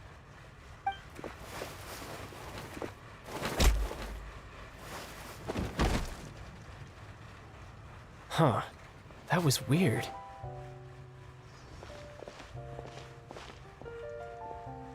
I'm not sure. It's as if I suddenly lost control of my hydro powers when I needed them. Maybe there's something wrong with my vision? Strange. How could that happen? First time Paimon's ever heard of someone losing control of their vision. Never mind. It doesn't matter. If I want to stay sharp, I shouldn't be relying too much on my vision anyway. Besides, I always have my delusion in case I need it. So what are you doing in Fontaine, child? And don't say it's work for Northland Bank. Well, I guess it's because I've been in a bad mood lately. Huh? What kind of reason is that? Wait, since when do you feel down about anything? I don't know. Maybe I still have a lot to learn about myself.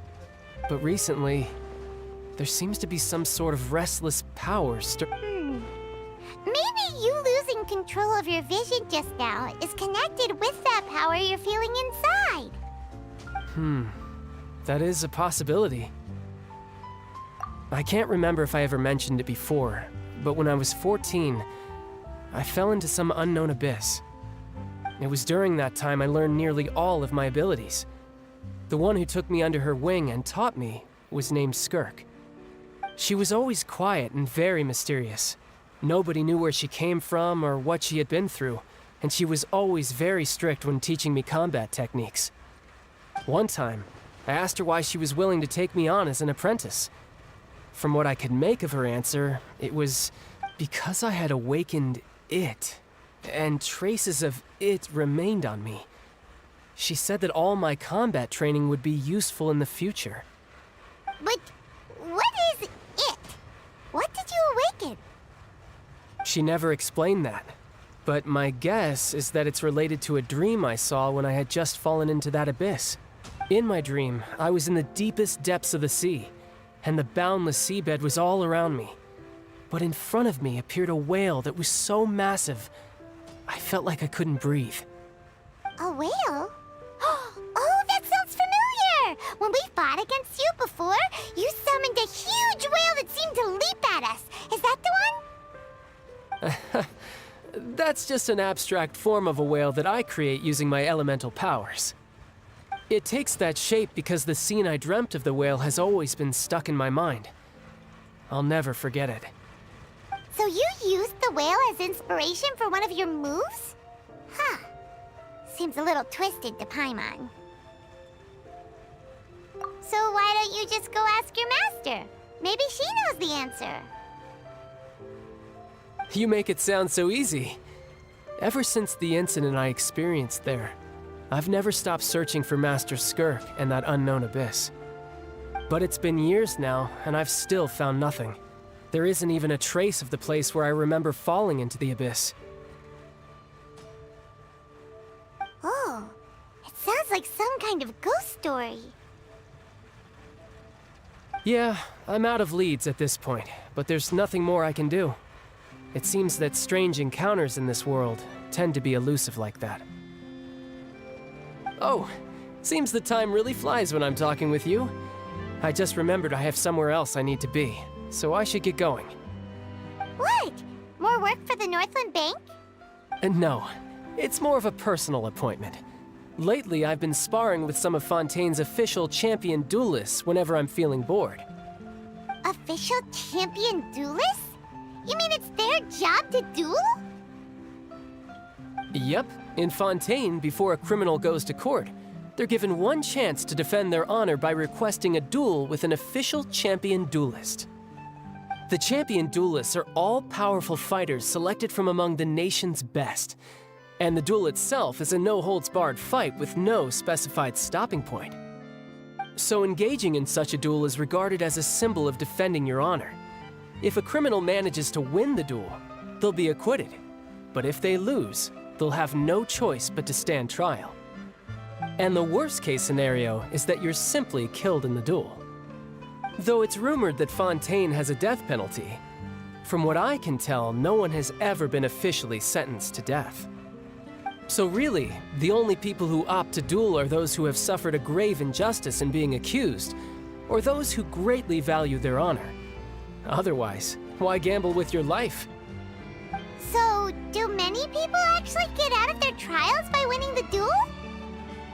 Apparently, it's exceedingly rare for anyone to actually win. Fontaine probably enacted this system as a way to show that the nation respects the honor of its citizens. Besides, none of the champion duelists are to be trifled with, which is exactly why I was itching to face them as soon as I got to Fontaine. Apparently, the one I'm meeting today, Clorinde, is the strongest of the champion duelists. I had been asking her for some time before she finally agreed to face me today. Well, that's child for ya. Paimon feels like we heard that name somewhere before. Clorinde. Huh. Oh, before I forget, I want you to have this. Huh? Your vision? You're seriously just giving it away? I'm just worried that it could become uncontrollable again. I'd be pretty upset if it got in the way of my duel, so I think I'll be better off without it for now. Besides, I just need you to hold on to it for a short while. I'll come retrieve it when I have some time later. Paimon knows what you're up to. You just want an excuse to come talk to us again, don't you? Whatever gave you that idea? I'll be in touch later.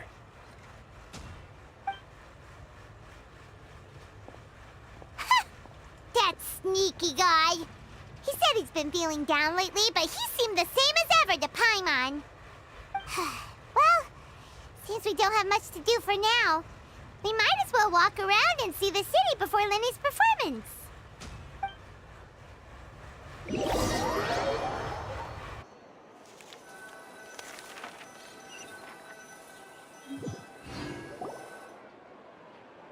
Wow! Who could have seen that coming? The reporter who was barely around for most of the story was the murderer all along! Sorry. Paimon was just surprised, that's all. Whew. Paimon never saw that twist coming. The murder mystery novels here are amazing. The whodunits here in Fontaine are a lot different than the light novels you see from Yai Publishing House. Both have their merits, but Paimon thinks this style of novels are more, well, novel. It's so exciting to reach the moment when the mystery is uncovered, especially in the one Paimon was just reading. You should buy a copy and read it too. Oh, sorry about that. Paimon will be more careful next time. Hey, shouldn't we be heading to the Opera House to see Linny's performance soon? It's almost time for the show to start, so we should get going. Lenny said that the Opera House is on Aranias, so let's go ride the Aquabus!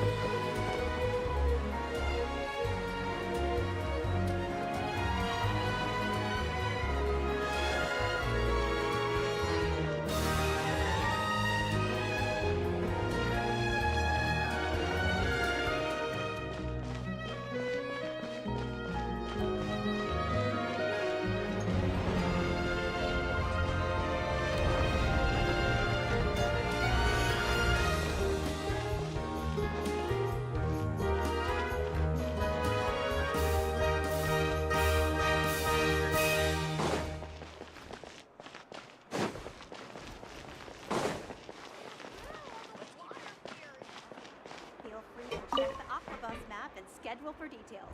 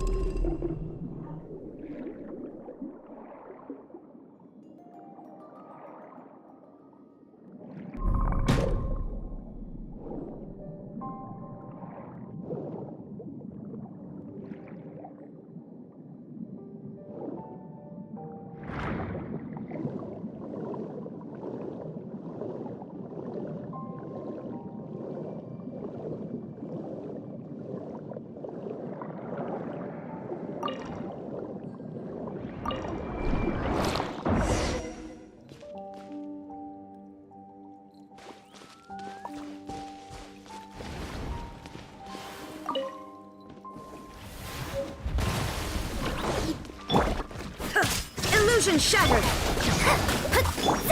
Mind the side effects. Taking a turn for the better.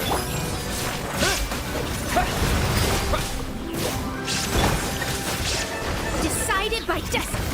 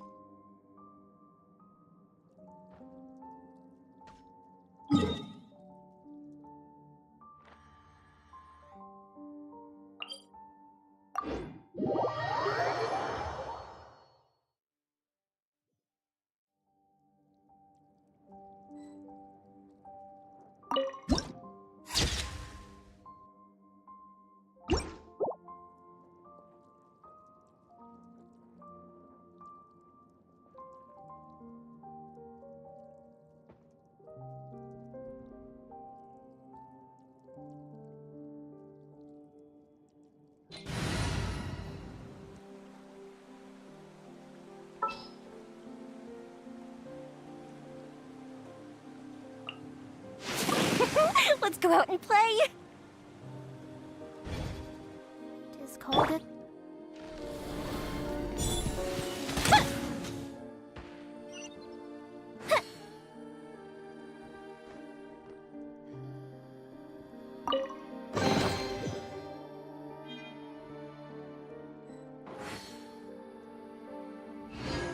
Up and away.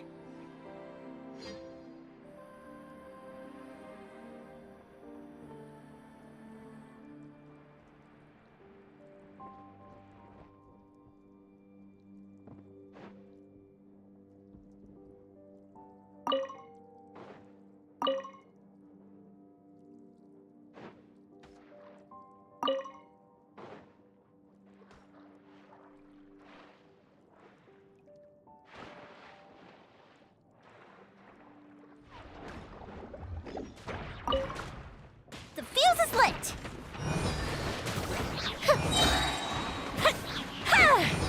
Here come the fireworks!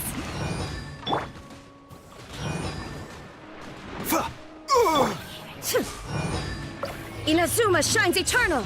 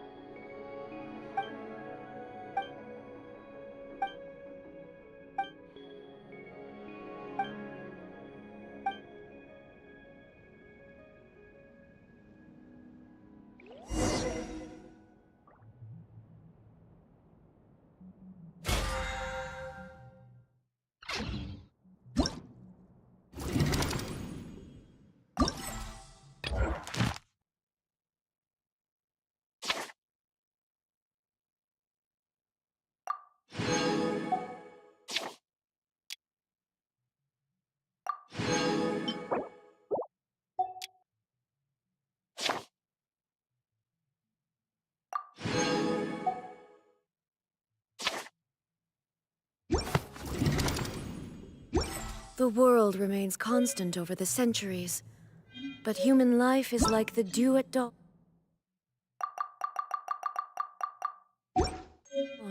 or a bubble rising through water. Transitory.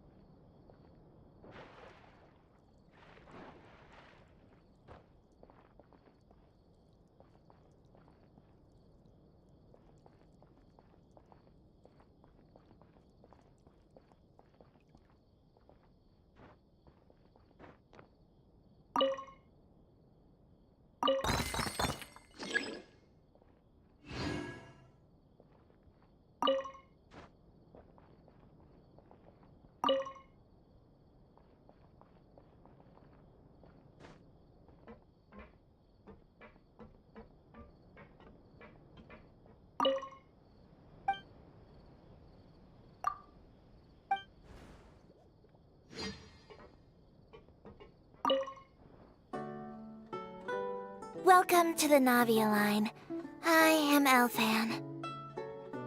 The boat will be departing imminently.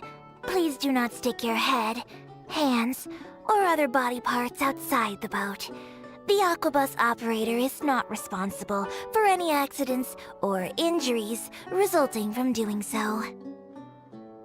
Also, please remember to buy the Steambird, though I don't read it myself.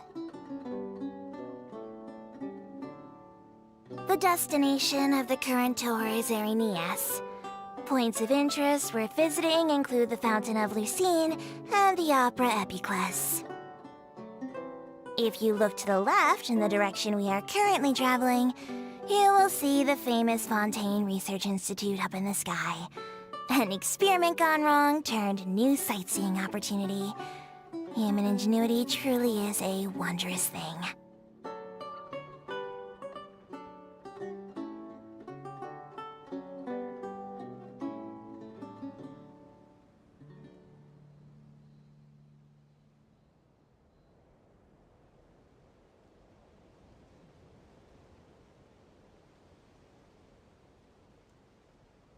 We are now approaching our final destination.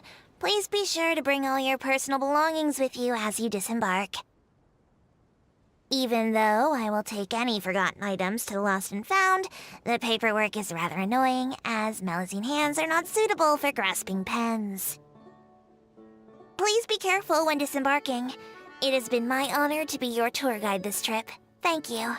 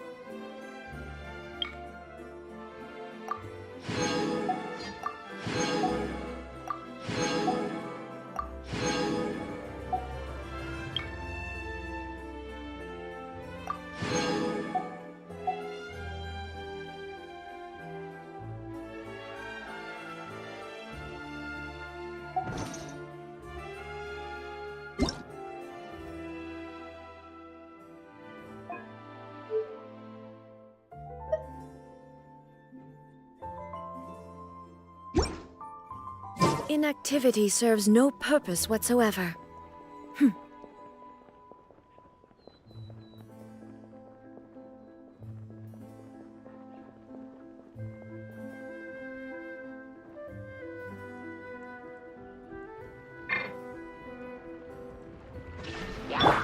Delve into The doctor will see you now.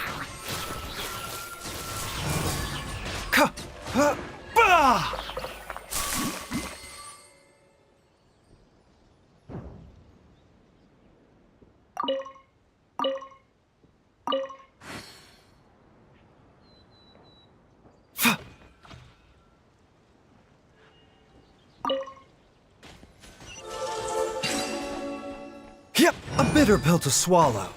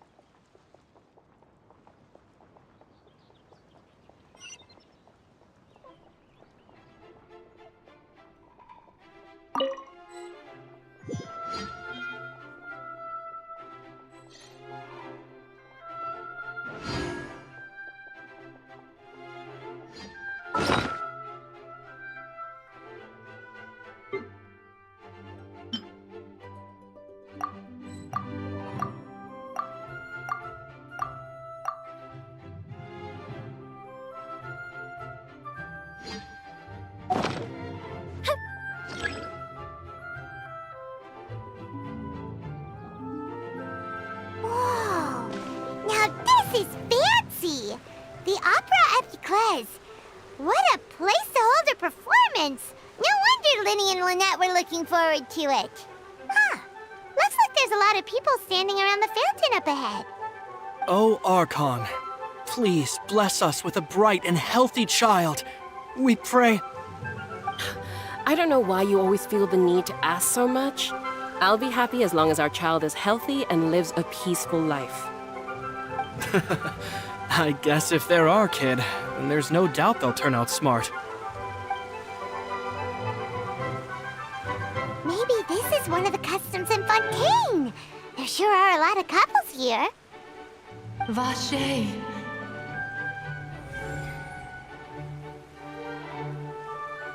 What's wrong? Vache. Vache.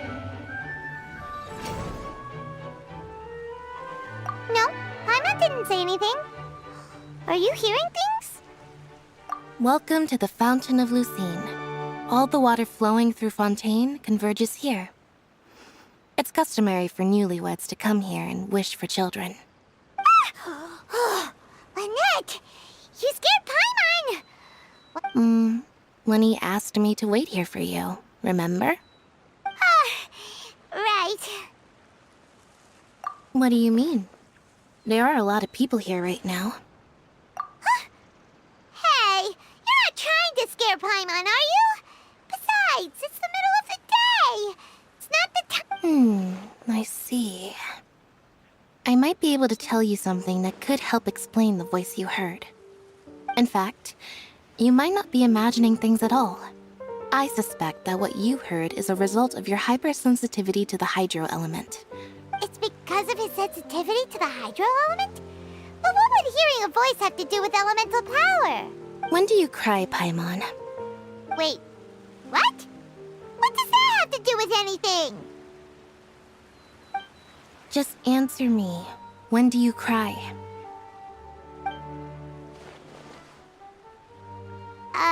When Paimon's really sad? Oh, and when Paimon's super happy. Oh, and also when Paimon's really, really scared. Then you should understand that tears contain your most intense emotions. Like I just mentioned, the Fountain of Lucine is where all the flowing water in Fontaine converges. Even the tears that fall to the ground will eventually gather here. So maybe what you heard was the intense emotion coming from someone's tears. So, what did the voice say? Huh. If you were hearing their emotions, then Paimon wonders what happened to them. Rather than worrying about them, we should worry about my brother first. Don't let that calm look of his fool you. He tends to get pretty nervous just before a performance. So chatting with Lenny might help him relax a little before he goes on stage. Oh, right. That makes sense. Let's go.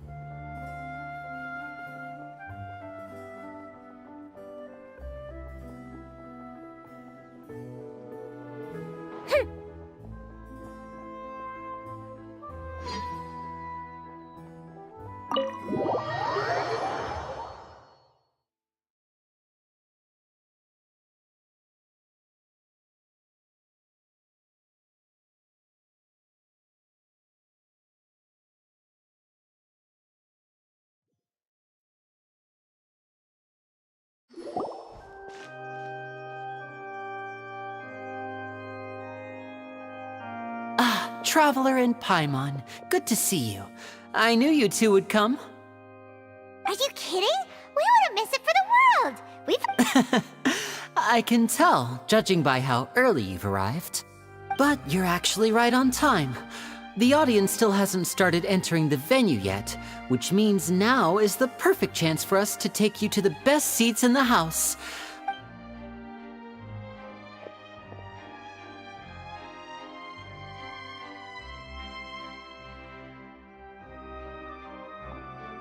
The Opera House has assigned seating, so you always have to make reservations. I've already reserved your seats, and here are your tickets. Ooh, front row seats! Thanks, Lenny! Don't mention it. There's no need to keep thanking me. Hey, Lenny! Could you come over here and take a look at this? Oh, I'll be right there. Seems there's an issue with the stage props over there. That's Cal, my assistant, calling me. I'll go lend him a hand.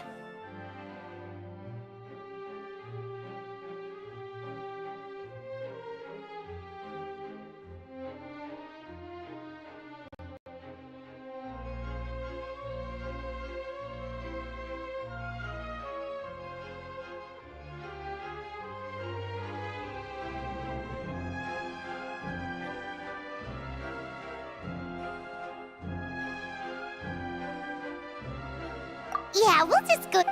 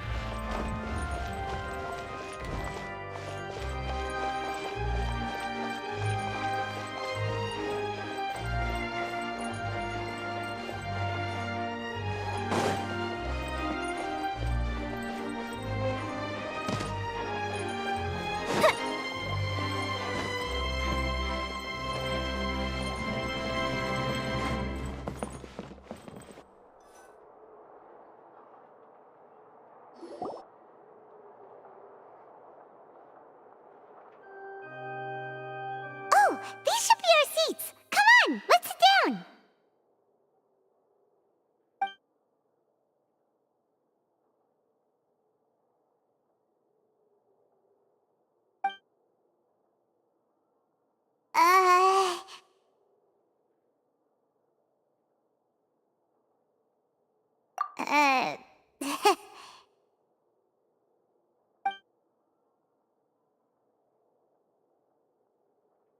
Hey, Traveler.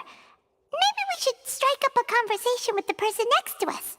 Since we're sitting together and the rest of the place is practically empty still, it's kinda awkward if we don't say anything. Ah, you little... Of course you put this on Paimon! Excuse me, I did not realize you felt awkward. I am terribly sorry. I would be perfectly happy to chat with you if that is what you would like. Oh, so you heard all of that, did ya? Boy, you sure have good ears. Paimon thought she was keeping her voice down. Wait, that's not it. Paimon's... Sorry. Paimon's the one who was being rude, talking under her breath. Oh, Paimon's got it.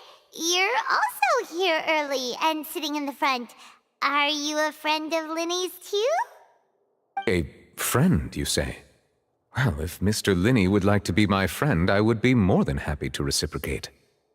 Oh, so you're not friends with Linny then? Oh, this is getting more awkward by the second. Paimon nearly forgot to make her introduction. Nice to meet you. Paimon is Paimon, and this is the Traveler. We just arrived in Fontaine. It is an honor to meet you two. I have heard of your deeds across Tevat. And as required by proper etiquette, I will also introduce myself. I am... Oh, Monsieur Nervillet! What an honor it is to have you here to see my show! Ah, Mr. Linny. I should say it is in fact an honor for me to see your performance in person. Wait, Nervillet? Could he be... I saw you all chatting just now, but it seems you still don't know who Monsieur Nervillet is.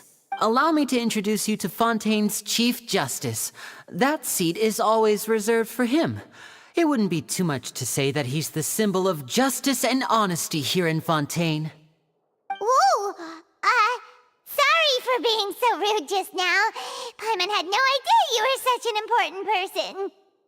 No offense taken. Being Chief Justice is merely what I do for work. Nearly every person has their usual reserved seat, so I'm not so special, really. And by the way, I should probably let you know, even though I would prefer not to. There's someone sitting up there in the VIP seats that has been striking a pose for quite a while now. I believe she is trying to give you a most elegant and impressive first impression. So I think you should take notice of her sooner rather than later, otherwise she may become flustered.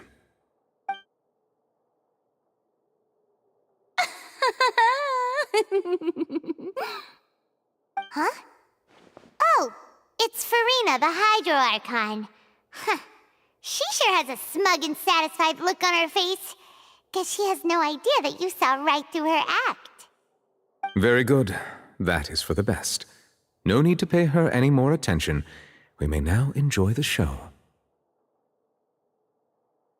Huh? So is this what things are like between the Chief Justice and the Hydro Archon? All right, please wait just a moment longer. I've pretty much finished my preparations, and the performance will start as soon as the audience has made their way to their seats. Yay! The show's finally about to start! Paimon can hardly wait!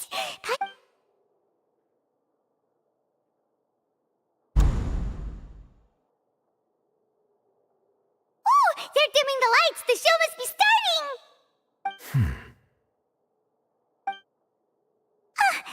Sorry. Paimon will... Welcome, one and all, to the Opera Epiclese. I am the star of today's show, Linny. And over here is my sister, Lynette, who will be working as my wonderful assistant. Please, let's give her a warm welcome. Hello, everyone.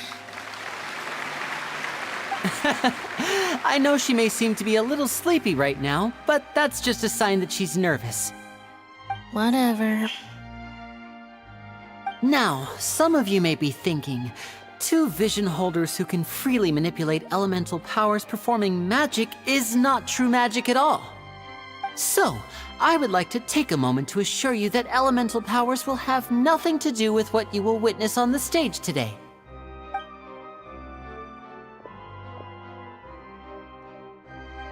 Both Lynette and myself have removed our visions for the show. That way, even the gods won't be able to help us. Oh, good point. That's what makes the show real magic. Now, without further ado, let the show begin. Lynette will now exit the stage to make some preparations. I know you might miss her, but don't worry, she'll be coming right back on stage momentarily.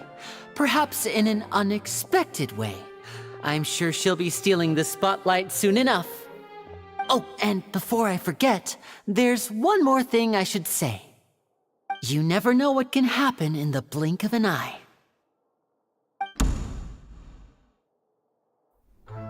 A magician's greatest skill is making things disappear or appear. The possibilities are endless.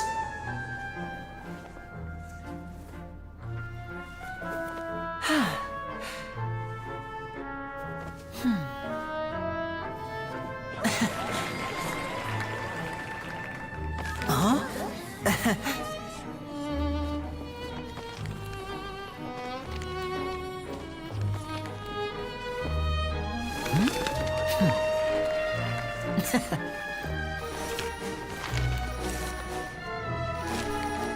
But this isn't what you came for. These little tricks, you've seen them all before.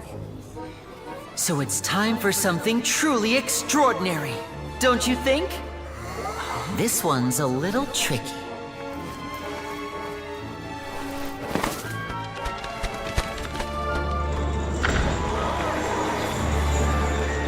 Using this water tank, I shall make my sister vanish completely, right before your very eyes.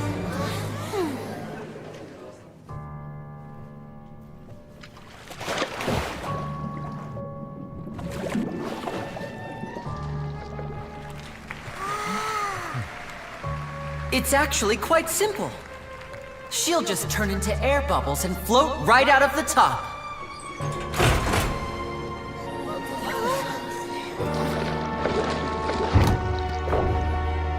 Oh no!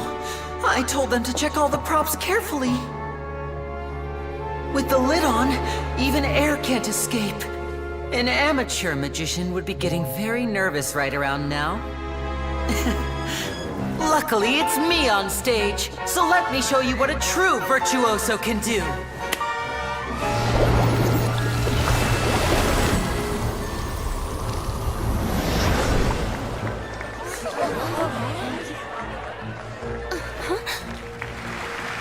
Lynette, are you still there? Don't go too far. We don't want to use up all our magic. Hi, I'm back. Uh-huh.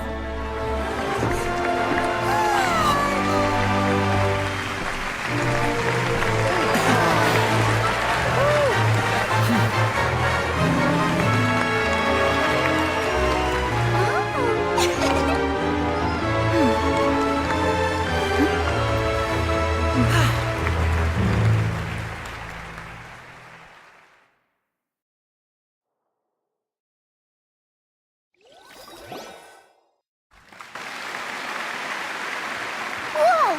What in the world just happened? How did he do that? Paimon didn't see him do anything! Wasn't Lynette inside the water tank? How did she disappear and then reappear? If we could see easily through his tricks, then that would mean that his skills are still lacking. To appreciate magic, you should focus on the show happening on stage, rather than getting caught up in trying to see that which has been intentionally hidden. Guess you're right. Paimon couldn't believe her eyes when Lynette reappeared. Amazing! Thank you everyone. I'm glad you enjoyed that performance. But our magical journey has only just begun. I've prepared even more astonishing surprises for everyone here. The magic of transformation and disappearance can go far beyond what you've just seen. I'm sure many of you are thinking that escaping the water tank was impressive enough, but Lynette is still my assistant after all. In which case, I have ample time to make all necessary preparations. So, for my next trick, I will require the participation of one lucky audience member. Please, if my assistants could bring out the magical boxes now. There are 2 boxes and only 2 boxes. One is here, and one is there in the aisle among the audience. I'm sure many of our clever audience members have already guessed our next magic trick. A swap! Our lucky audience member and I will each enter a magic box. After 1 minute, we will each emerge from the opposite box.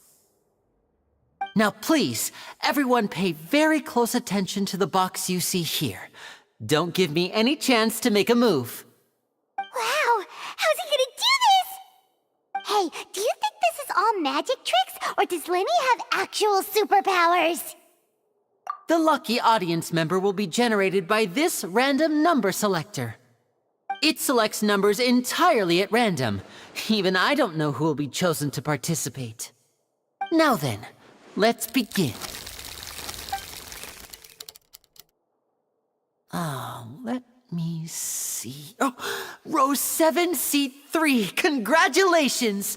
You now have the chance to experience magic firsthand for an entire minute. Please, come forward. My assistant will take you beside the magic box. I'm sorry, it might be a little cramped inside, but no need to feel nervous. We've carefully arranged everything for you to be as comfortable as possible.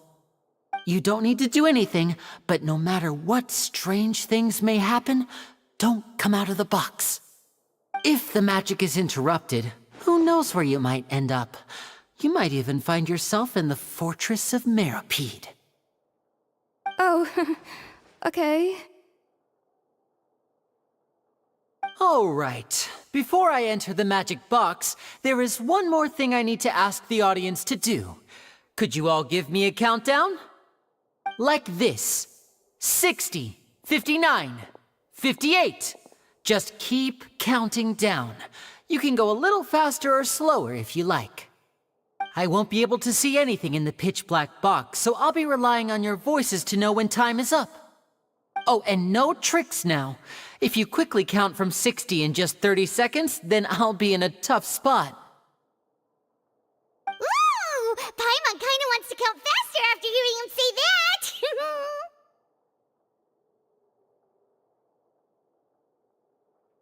No, that won't do. I can see it in your eyes. You still can't be trusted. Let's practice together. Come on, repeat after me. 60, 59, 58. 60, 59, 58! That's right, perfect. Keep it going. All right, I'll see you all on the other side once you've finished counting. 54, 53, 52? Huh? Why aren't you counting, Nervalet? I am counting in my head. I think things are exciting enough in here as it is. Merely a consequence of my identity and personality. Do not worry about me. Just enjoy the show. Oh, alright. You look so serious that Paimon thought you might be feeling uncomfortable or something. 40, 39, 38! Mr. Linney, are you all right in there? Is everything ready? Yes, I'm fine. I'm just double-checking the direction of the magic. It would be a disaster if we get sent to the wrong places. For example, mid-air right above the audience. Even though he's saying that, Lenny doesn't seem nervous at all.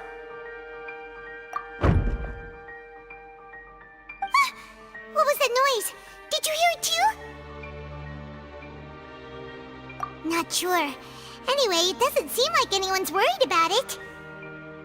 25! 24! 23! What's wrong, Mr. Linney? I can still hear you moving in there. I seem to have accidentally knocked over a decoration. I'm trying to fix it, but it's pitch black. Never mind the decorations. There's no time for that. The show is what's important.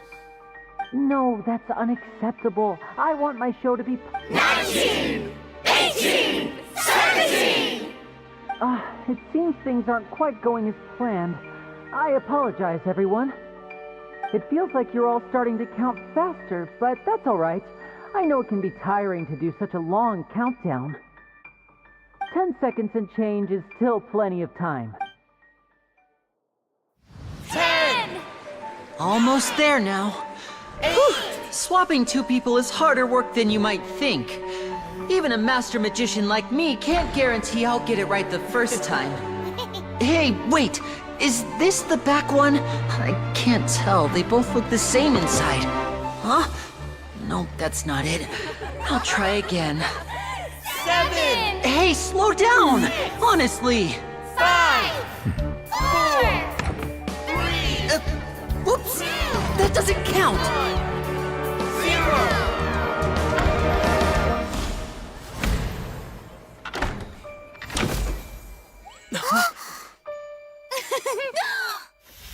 Ta-da!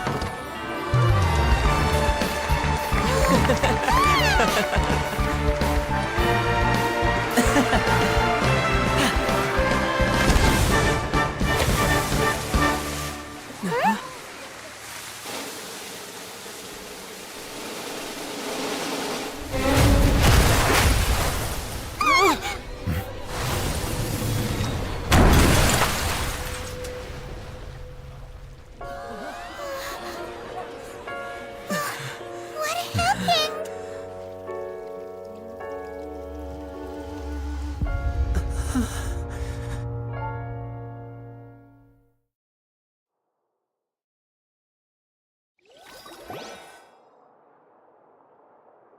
Huh? Is this part of the show? Mr. Linney, you're going to use magic to fix the stage now, right? What happened? Oh no. Maybe this isn't part of the show. The girl was still in that box, right? This performance is over. Medical staff with me. Guards, secure the scene and detain all the performers. Seal the exits. No one is allowed in or out at this time. Yes, that's right. If this was just an accident, then we must investigate the cause. But if this was all part of some scheme, then those accountable will not escape the judgment of the God of Justice! No need to be alarmed, you two. We'll get to the bottom of this soon enough.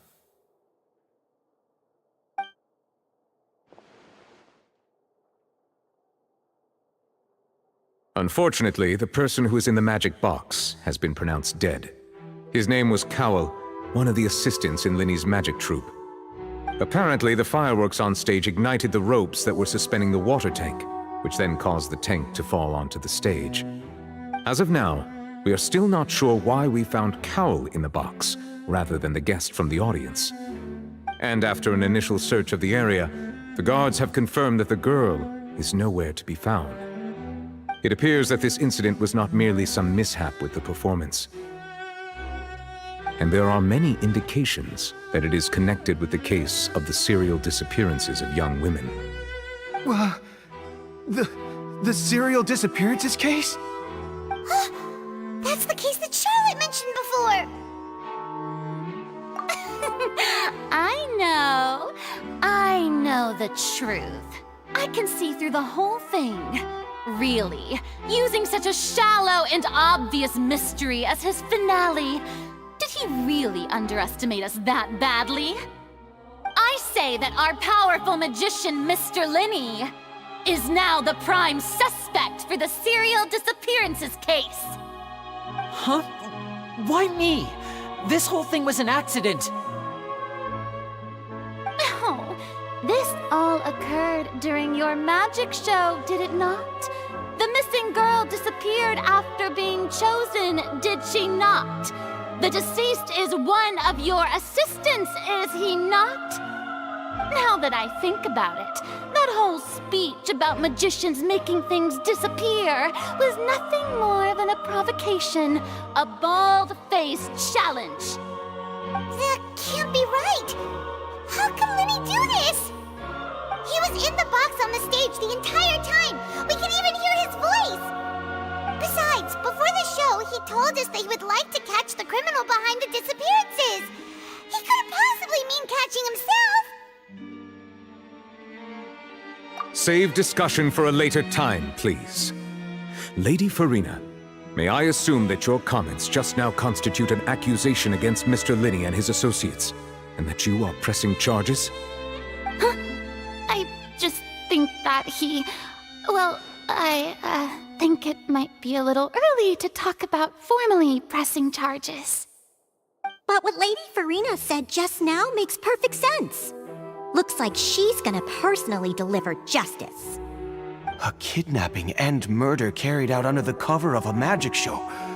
Lady Farina said it all. I mean, of course, my dear people. But what excites me even more than the obvious truth before our eyes is the opponent I'll be facing. That's right. I mean you, Traveler. You'll support Linny, won't you? After... Then there's no problem at all. You know, the Traveler and I already had a duel the first time we met. But with Linny's help, our little duel ended in a draw. But draws really are the most boring possible outcome.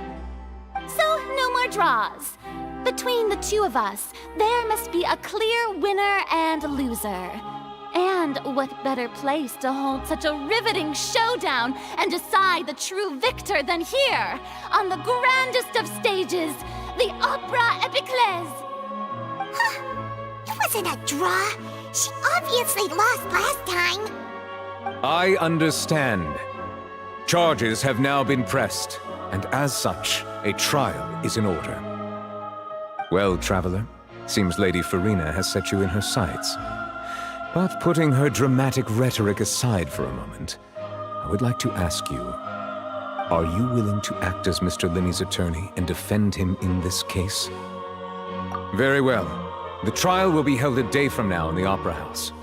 Both sides may investigate the scene to build their cases and search for the truth. Linney and his troupe are all potential suspects and shall remain within the Opera House. The audience may begin to leave in an orderly fashion once they have been cleared by the guards. A day isn't that long. Let's see what kind of case this big-shot Outlander can build in such a short amount of time. I'm really quite looking forward to hearing it.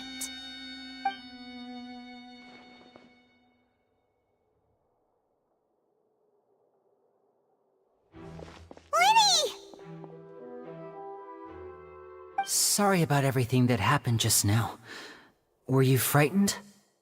Of course! Who wouldn't be scared after witnessing an accident like that? Yeah, I'm a little shaken up myself. How could this happen? And poor Cal. I know you already claimed that you would defend me, but now it's just us talking. Tell me, do you think I could possibly be the murderer? Good to hear. Thank you so much for trusting me. I'm sure everyone sees me as the biggest suspect at this point. But, if you ask me, the whole thing is mysteries layered upon mysteries, such that all that's left is confusion. I don't know whether what happened there on the stage was purely an accident or not, and I don't know why poor Cal was in the box. As for how that girl chosen from the audience could suddenly disappear, I'm afraid I don't have any answers either. If someone tampered with my performance, then we need to figure out what they did. Even a skilled and knowledgeable magician like myself couldn't pull all that off in just 1 minute.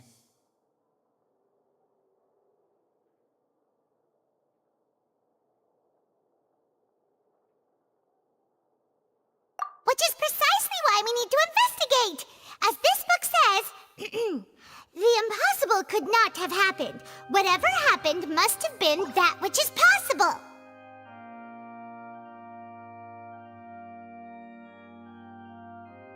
Paimon bought them when we were reading at the bookshop in the city earlier. Pretty cool, huh? Don't worry, Paimon used her own savings to buy them. It wasn't from our travel funds. I think they look cute on you, Paimon. You have good taste, Lynette. That's the right attitude. Feeling depressed isn't going to help me now. I need to get back to my normal self. But with the guards watching our every move, it's going to be especially difficult for Lynette and I to prove our own innocence. Good thing you agreed to be our attorneys. Thanks for that. We'll be counting on you. Yes, thank you so much.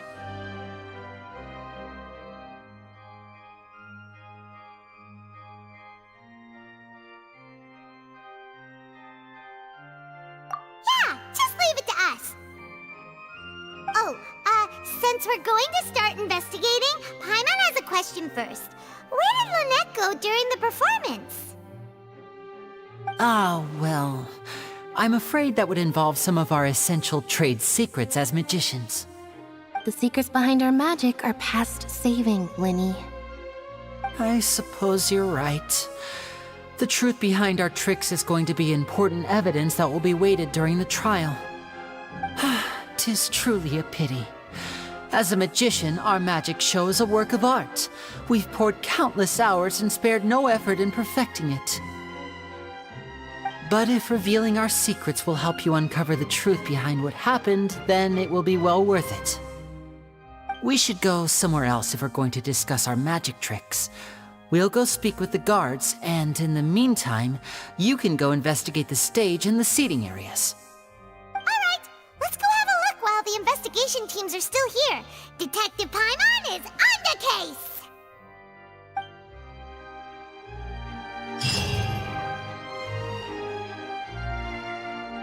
Hello, officer. How's the investigation going? Ah, I see. You must be the traveler that Lady Farina mentioned. Listen, I'll be perfectly honest with you. I'd avoid getting mixed up in this whirlpool of a mess if I were you. Huh? What do you mean?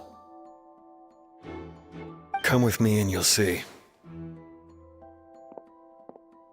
The deceased is one of Linny's assistants named Cowell.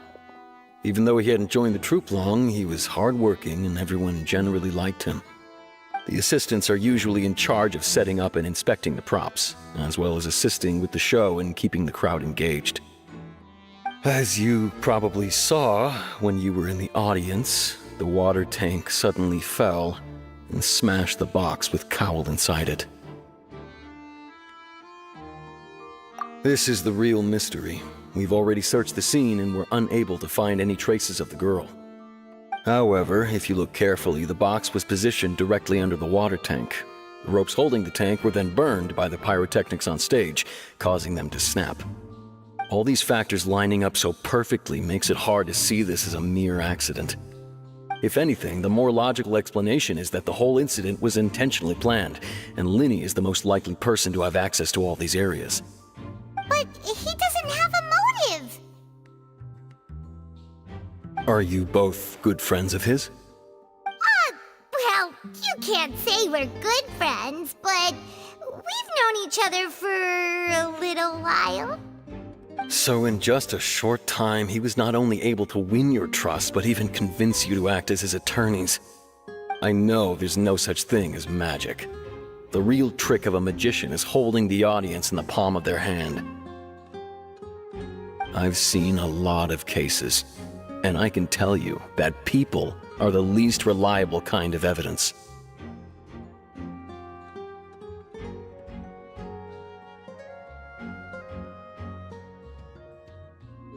Sorry, I tend to be pretty straightforward. Just know that I'm warning you for your own good. Anyway, you may investigate the scene of the crime yourselves if you're curious. Who knows, maybe you'll be able to come up with some new evidence.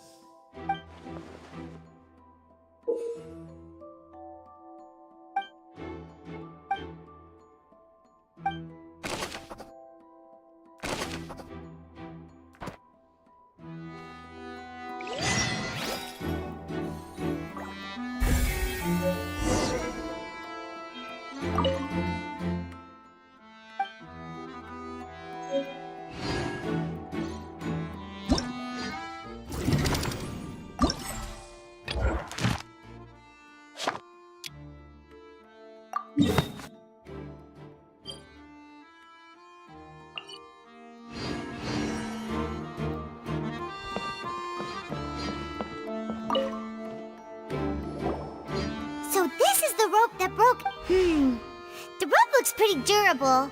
How can it be burned through so quickly by fireworks?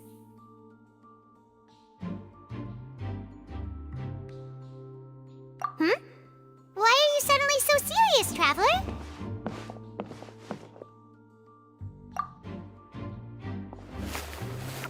Whoa. Look! This bit is made from different material! Most of it was burned away, but there's still a little bit of it left. Huh.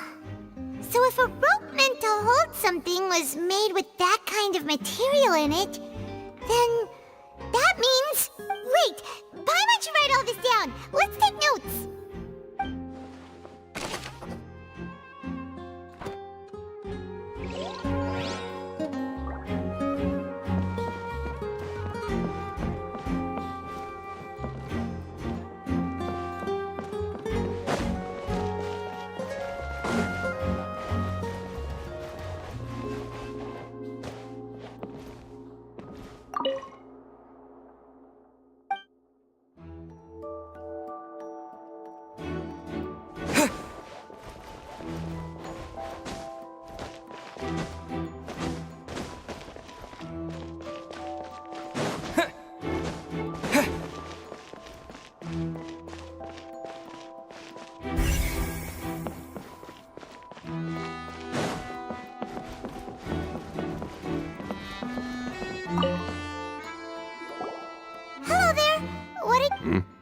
Oh, this location has also been cordoned off because the Magic Troop members are currently considered prime suspects. The investigation team is still collecting evidence. The seats were all booked in advance, so we were able to deduce the missing woman's identity by checking the guest list. Sure, it's not like this is confidential information. We will publish it later anyway when we petition the public to help us find the missing person. Her name is Halsey. She's a painter from Fontaine who's made a bit of a name for herself. Apparently, she wasn't a regular at the Opera House, but she'd been feeling some pressure with her work lately, which made her decide to come see the magic show. The Magic Troop members all claim not to know her, and we have looked into her social connections. It seems that she has no personal grievances or conflicts of interest with the suspects. Simply put, she wasn't related to the Magic Troop at all, which matches the features of the previous serial disappearances. Were the victims of previous cases also chosen at random? That's how it seems to us, in any case. Apart from the fact that they were all young women of around the same age range, there really weren't any other connections between them. Okay then. No need to be so formal. If you do happen to see the missing girl, please be sure to contact us. It is of utmost importance that we get to the bottom of these disappearances.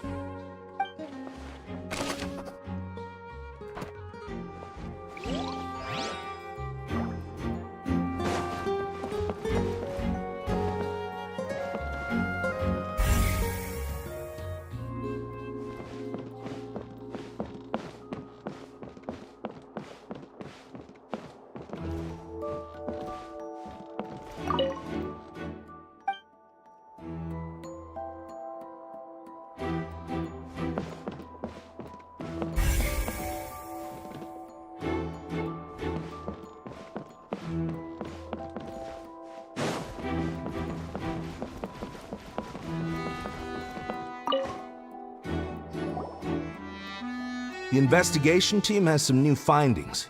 Turns out there's an issue with the random number selector after all. See, I told you. What if the machine picked some big guy's seat? You think the murderer would have still made his move then? Sorry to interrupt, but we're helping Linny and Lynette with their side of the investigation. What were you saying about the number selector? There's something wrong with it? You're trying to help them? That'll be a tall order. Lenny used the machine to pick a random member of the audience during his performance, right? The lucky girl that later disappeared. Well, we thought there might be a serious problem with the machine, so we had it taken away for further inspection. It turns out that the seat number it picked wasn't random at all. The machine picks that same number every time. I'm sure you already know that you have to make a reservation in advance to get a seat, regardless of whether it's a trial or some performance. In other words, Linny knew who would be sitting where from the very beginning. That much checks out. Linny reserved our seats for us, too. Bet you see why I was saying it'd be tough to make a case for Linny. Even though it's bad for Linny's case, Paimon had better write it down.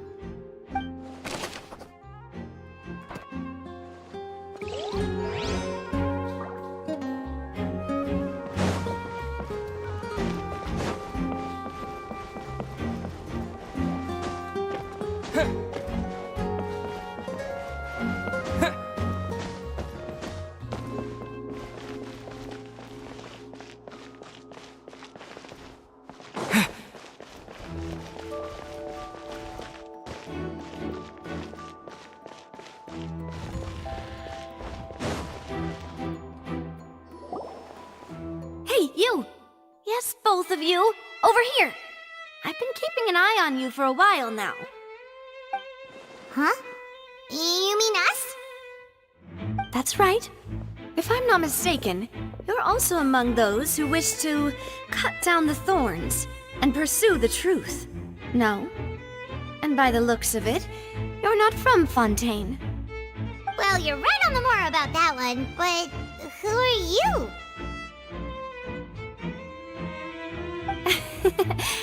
Have you never heard of the Spina di Rosula? From mediating disputes and providing protection to solving conundrums, you name it, Spina di Rosula does it. And I, Navia, have the honor of being its renowned president. Though those who play by our rules call me boss. I'm Silver, her attendant. Pleased to meet you. And I'm Melus. Demoiselle's various daily needs and affairs are under my purview. Huh? Boss? Demoiselle? What gives with the names? Well, I am the second generation president. Melus and the others are still used to my previous title. My apologies, Demoiselle. Should you prefer, boss, I will endeavor to use that instead. No need. You don't have to call me boss. Just Navia is fine. Okay, if you say so. Not that we're members of Spina di Rosula anyway. All merely trifling details. Never mind. Now, back to the situation at hand.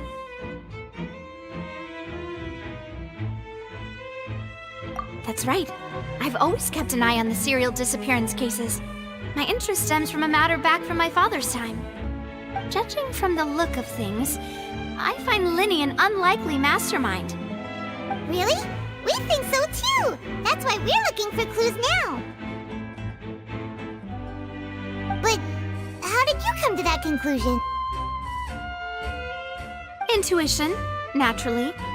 My unparalleled intuition.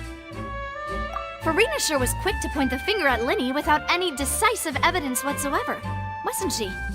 But that's not uncommon for her.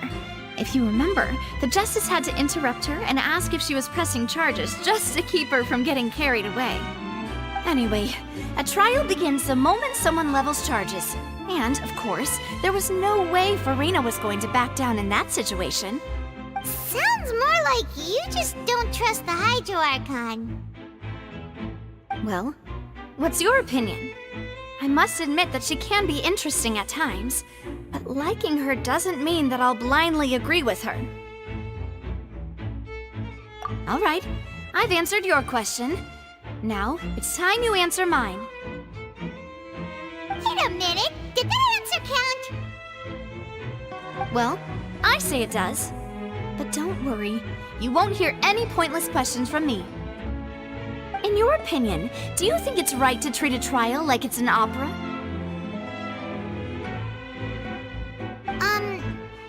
Well...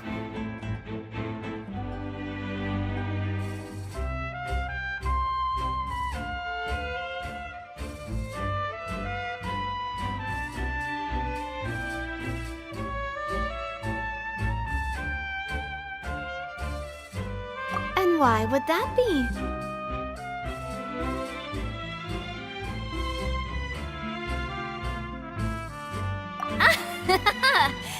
See, Silver and Malus? I told you they'd be different. Most astute of you, demoiselle. I too think that the traveler's response was most excellent. No matter how wonderful the script or how fervent the audience's expectations may be, the trials that go on stage here must be based in fact. And if that can be done, boss, then... All right, that's quite enough, Malus. Anyway, I like your answer. You passed with flying colors. Now, I need to make some preparations, following which our joint investigation shall commence. You two shall be my assistants. Wait! Since when did we become assistants? Oh, well, I can be the assistant, sure. Or your companion, if you like. I'm really not that fussy. That's more like it.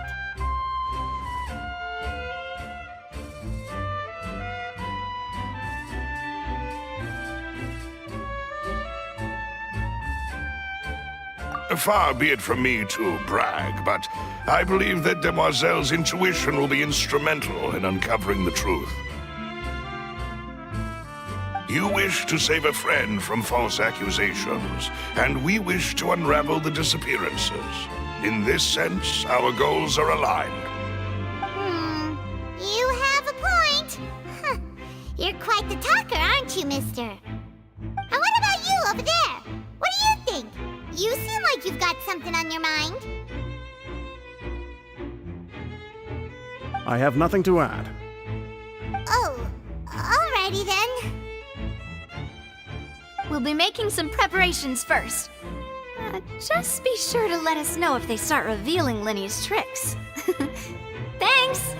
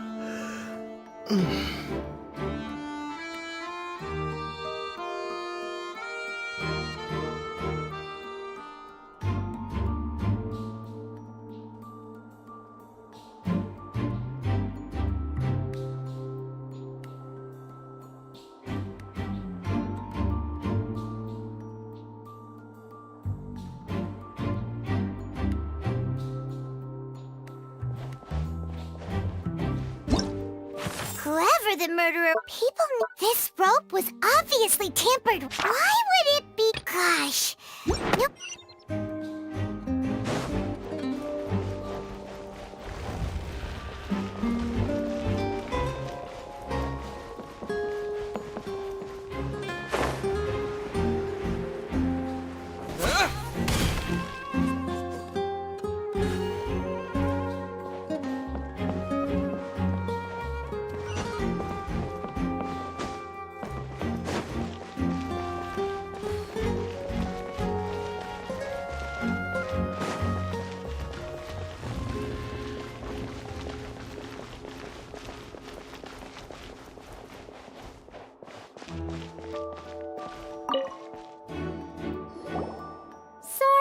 but no one can freely enter or exit the Opera House at the moment. If you wish to leave, you must register your identity with us first.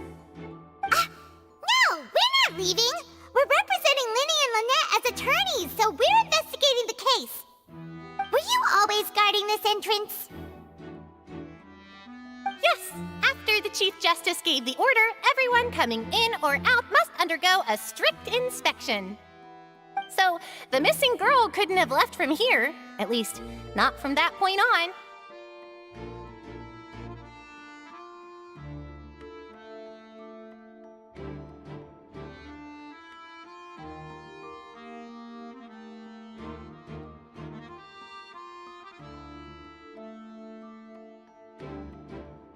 I doubt there was much up. How can you be so sure, Well, because I couldn't see Linny's performance from here, which was quite a shame. Just my luck. But still, I did not abandon my post, and I stayed put no matter how loud the applause was. If someone had so much as even approached the door, I would have noticed it, let alone if they had tried to leave. We Melazines are good at that sort of thing, you know. So, it's safe to say the girl couldn't have left through here. Alright, thank you for your help. This'll be useful info.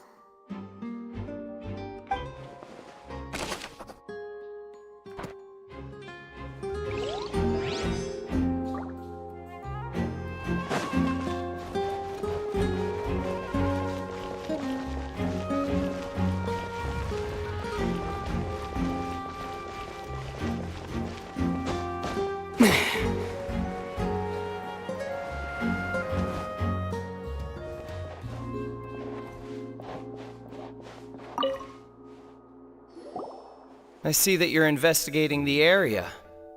Well, it just so happens that I'm interested too. If you find any new and interesting leads, be sure to share them with me, alright?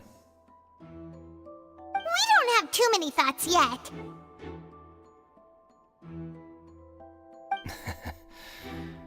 Then why don't I tell you my hypothesis first? The way I see it.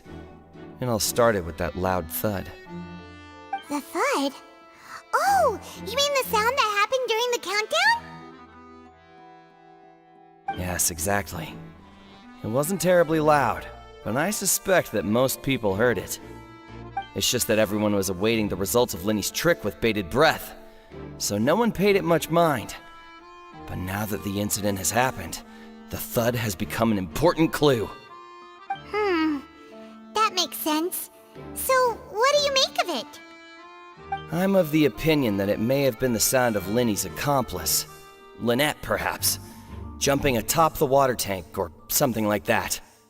And when the pyrotechnics went off, she cut the rope, sending the water tank crashing down.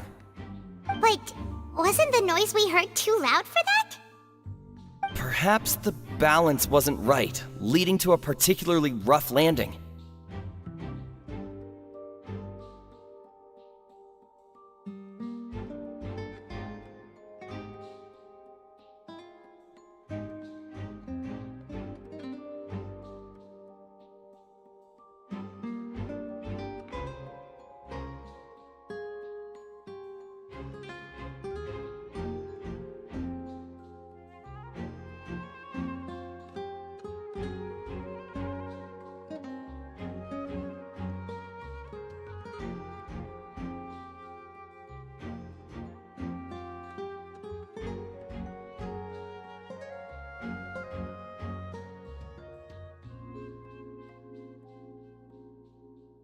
Oh, that's true. I suppose I must reconsider. That does remind Paimon, though. What was with that sound?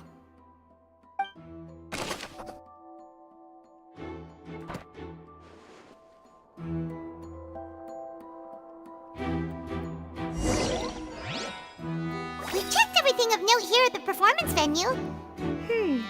Paimon wonders how Linny's discussion with the guards is going. Let's go see, shall we? Ooh, things are getting interesting, huh? We're about to see how magic is made.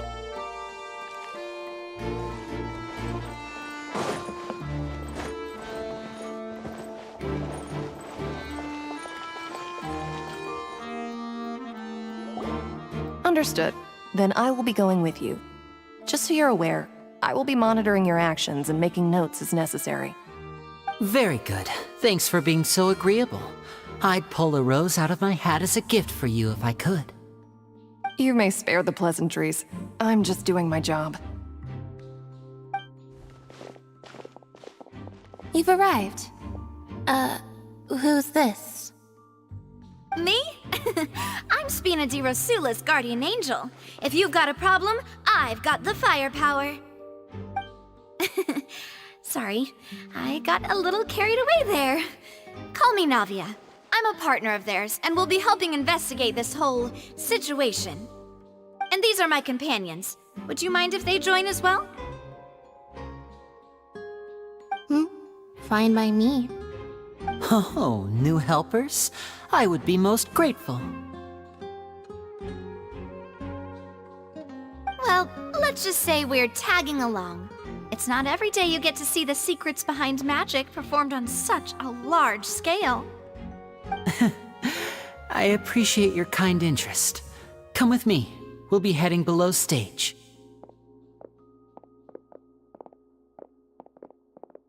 Huh? Below stage? Yes, a world of secrets is hidden beneath this magic box, prepared specifically for this switcheroo trick. But before I reveal everything, you should have a look first. Notice anything strange here?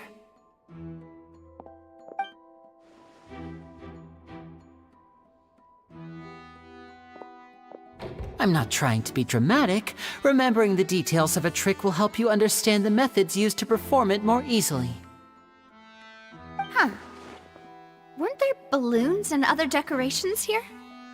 Where did all that go? Ah, good eye. That said, you're still far from discovering the answer.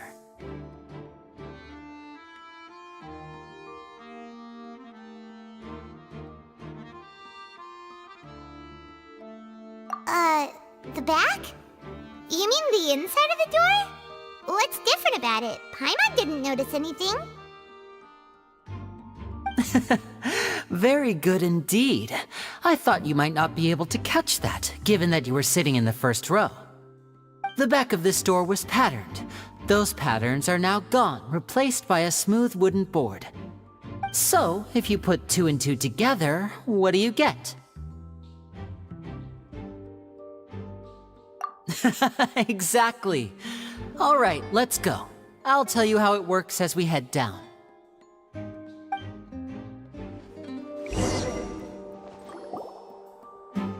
Oh, so there was a passageway under the magic box!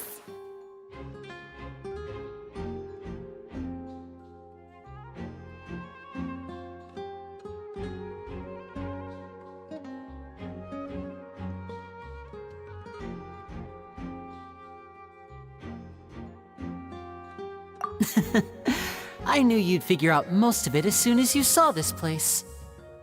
The 2 magic boxes are positioned right above the 2 entrances of the tunnel. See this flatbed trolley? The box with the lucky audience member in it would be shuttled over to the other side using the trolley. This trolley can raise and lower and even rotate, ensuring that the box will face in the right direction. I see. So that's the purpose of the box inside another box. Precisely. The inner box would descend after the audience member was put inside and be moved along the trolley, all while the outer box would remain on stage as if nothing had ever changed. So that's how you did it! Once the box was lowered, the trolley would store some energy through this device here, with which it would complete the rest of the steps. The audience member would only be able to feel some slight movements in the dark, and by the time she walked out, she would already be back on stage.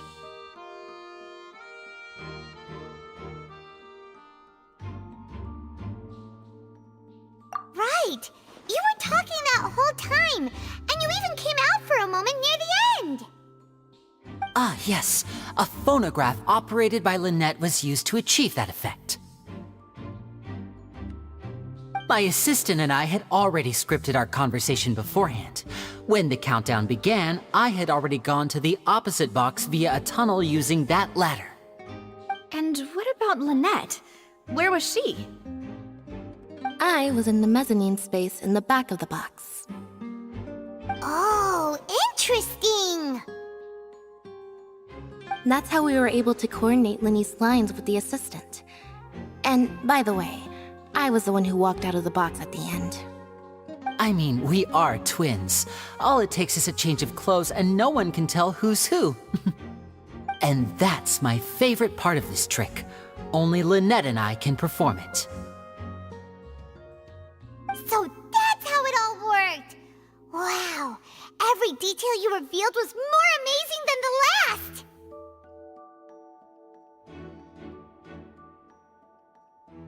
Lynette would briefly walk out of the box and then go back in, jumping into the tunnel and escaping before the box on the trolley could finish ascending. And then I walk out of the other box in the audience area, and the trick would be complete. The operative word here being would. But as you saw, Cal was in the box, not our audience member. She, on the other hand, mysteriously vanished. We really don't know how that happened. If not for that interlude, this would have been an astonishing trick. I probably never would have figured out how you pulled it off. And yet, to think that someone was able to use this magic trick to commit a crime. Could we have a look around? I think we can come up with some more leads. This is the scene of the crime, so Linny and Lynette are not permitted to stay here. I'll escort them back up. Yes, of course. No need to be so strict now. I won't disappear into thin air, you know. Thanks, everyone. We're counting on you.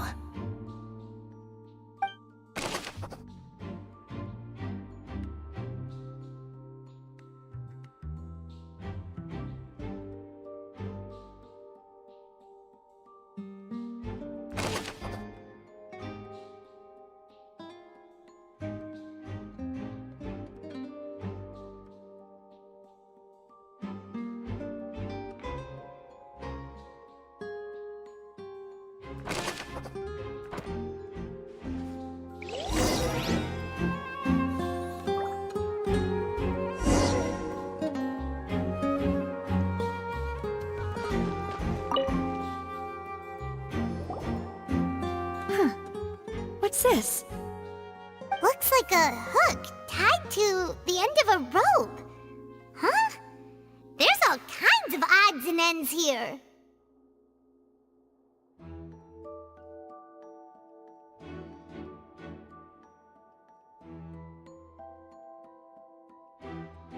Perhaps it was a prop for a different trick. But why would it have been left here? Whatever it is, let's make a note of it first.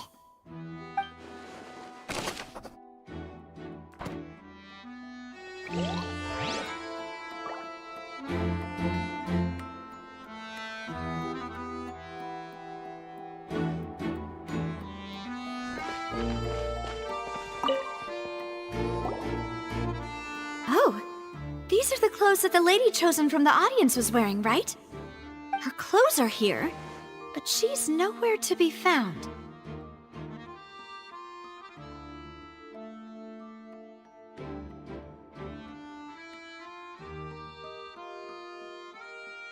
Right. And do you really need to do that if you're kidnapping them? Ugh, this is so confusing. Paimon doesn't want to be a detective anymore.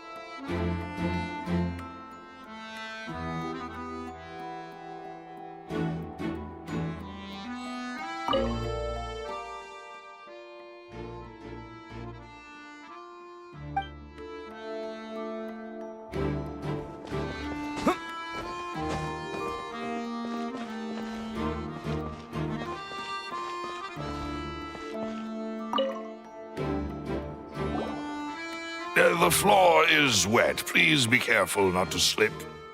Speaking of which, why would there be water here? Oh, Paimon knows! It's one of those tricks where you pour water into a jug and then flip the jug over only for the water to disappear? And here's a broken vase! Huh. Did the trolley knock it down while moving? That can't be. The trolley moves along tracks from start to finish. It couldn't have hit the vase at this distance. Let's note this down too and think about it later.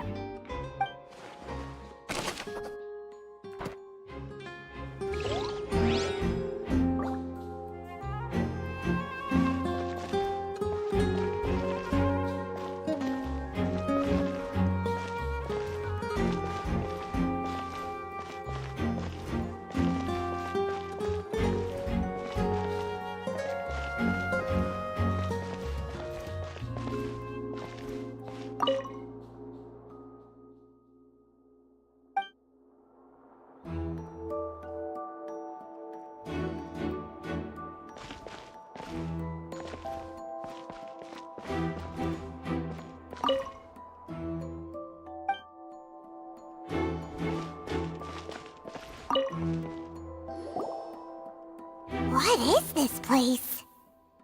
It seems someone could fit through here. Huh. Could this have been the suspect's escape route? Alone, perhaps. But if they had to pull another person with them, this space would be too narrow. But there are no other ways in or out of here. Oh, you're right! Let Paimon write that down.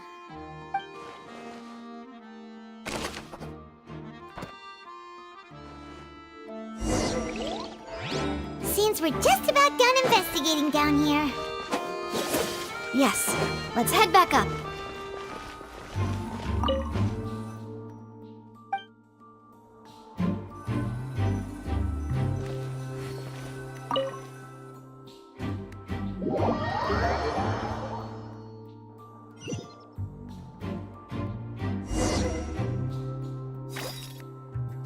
Well, we've ascertained the... Let's find a place to sort out our... Apologies for the wait, demoiselle.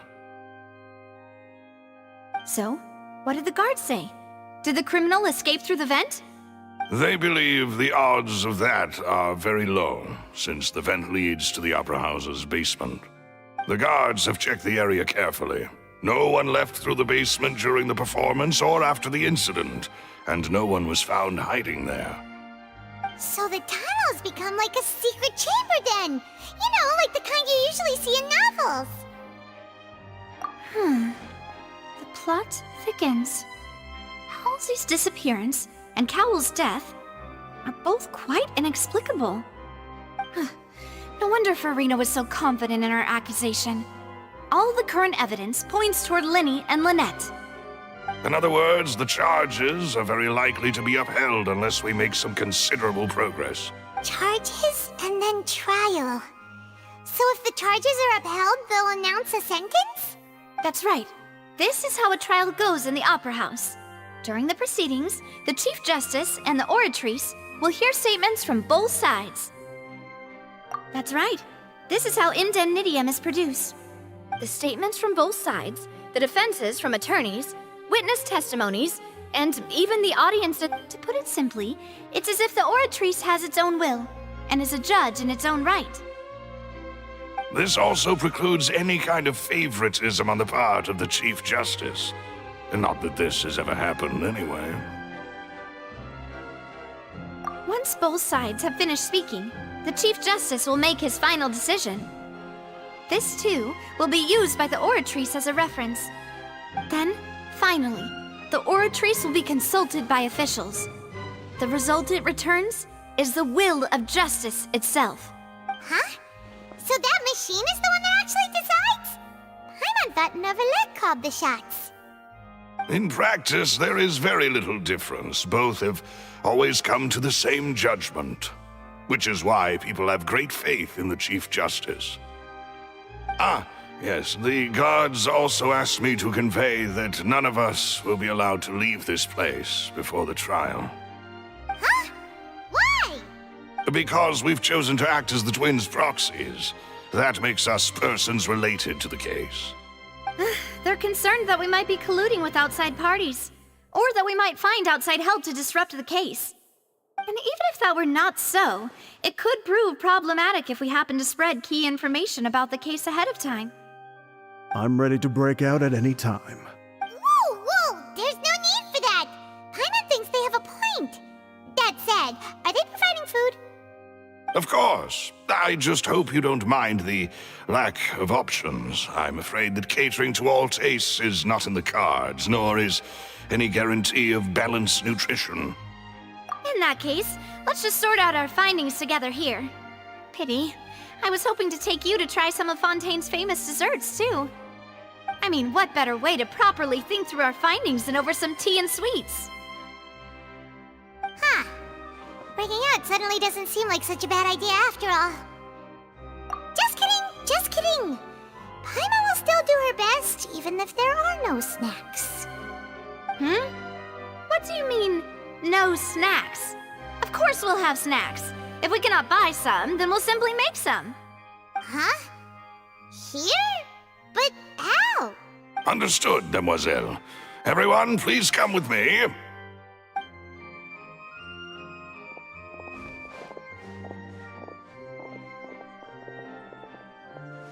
Wait, you're carrying a portable stove with you?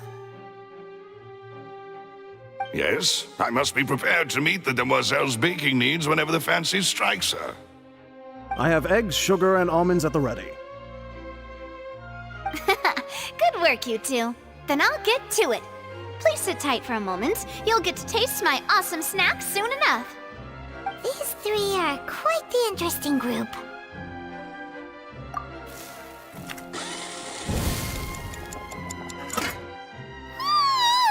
And Paimon thought it smelled good while it was still in the oven! Oh, it's even better now. Paimon can't stop drooling. From the way you had these two guys carrying all that stuff around, Paimon thought you'd have them do more during the baking process. But you ended up doing the entire thing by yourself! Beating the egg whites, grinding almonds, everything! I was applauding. And I was giving encouraging smiles. Paimon was just thinking, aren't you worried about getting your fancy dress dirty beating egg whites and baking like this? Well, I don't think it's carved in stone anywhere that fancy ladies can only read books, sip tea, ride horses, and play the piano. I just really enjoy making snacks. Don't underestimate beating egg whites, by the way. It's a real arm workout. You also need to beat them to just the right consistency, or your macarons will crack. Anyway, give these a try. Fresh out of the oven. There's 3 for each of us. Only 3? Well, eating too many sweet treats might send all that sugar to your head. You wouldn't be able to think clearly about the case on a sugar rush, would you? Tea is ready to be served as well. This is Demoiselle's favorite, strong black tea with a floral fragrance that clears the mind and lifts the spirit. No need for concern. I'm merely doing as I should.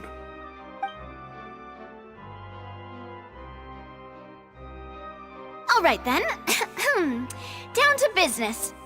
As Paimon mentioned previously, the tunnel seems to be something of a secret chamber. However, we can assume that Linny and Lynette were not alone within it. Some criminal also occupied its sealed confines. The magician twins could have committed the crimes, of course, but they lack any logical motive. Exactly! Why would they do such a thing right when everyone was watching? The flower vase and the thud we heard during the performance could indicate some altercation between Halsey and the criminal in the tunnel, resulting in the shattering of the vase, the discarding of her clothes, and her abduction. Perhaps the criminal thought that since she was chosen from the crowd, she would be too easy to identify if she was still wearing the same clothes. Paimon thinks that makes sense, but the real trouble is... True.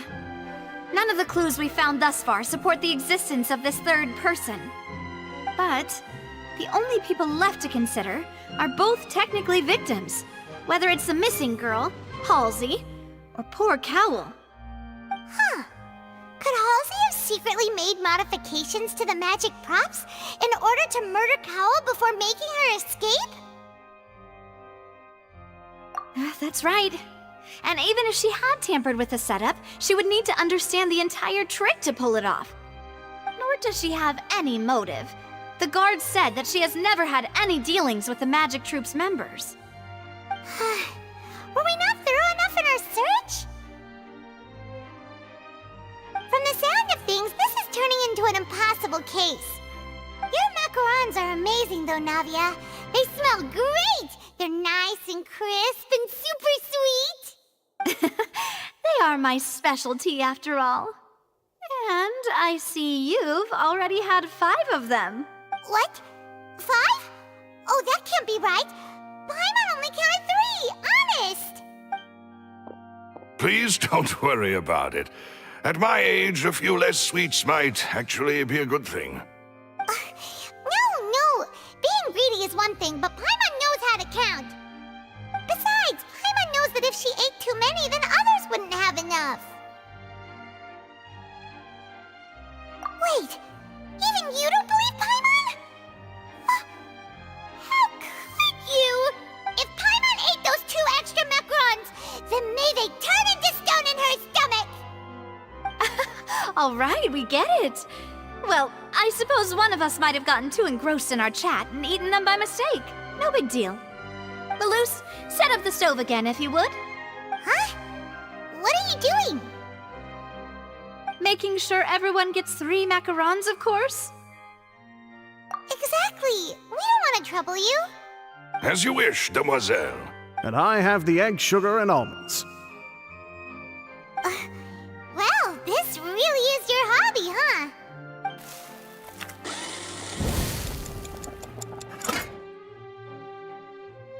Well, that's it for snack time. I'm going to have another look around the area. I don't know what we're looking for yet, but we've still got some time.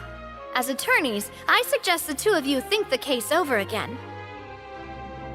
It would be awkward if you got all tongue-tied on stage during the trial.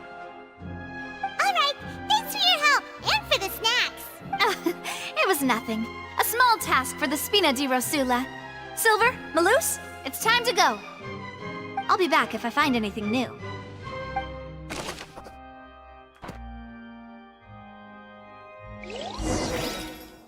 All right, it's time to put our heads together. We've got to get our defense ready for the trial. Oh, it's probably gonna be a long and difficult case. There's no point in worrying about that now. We just need to prepare. Here, take Paimon's notes. They the situation.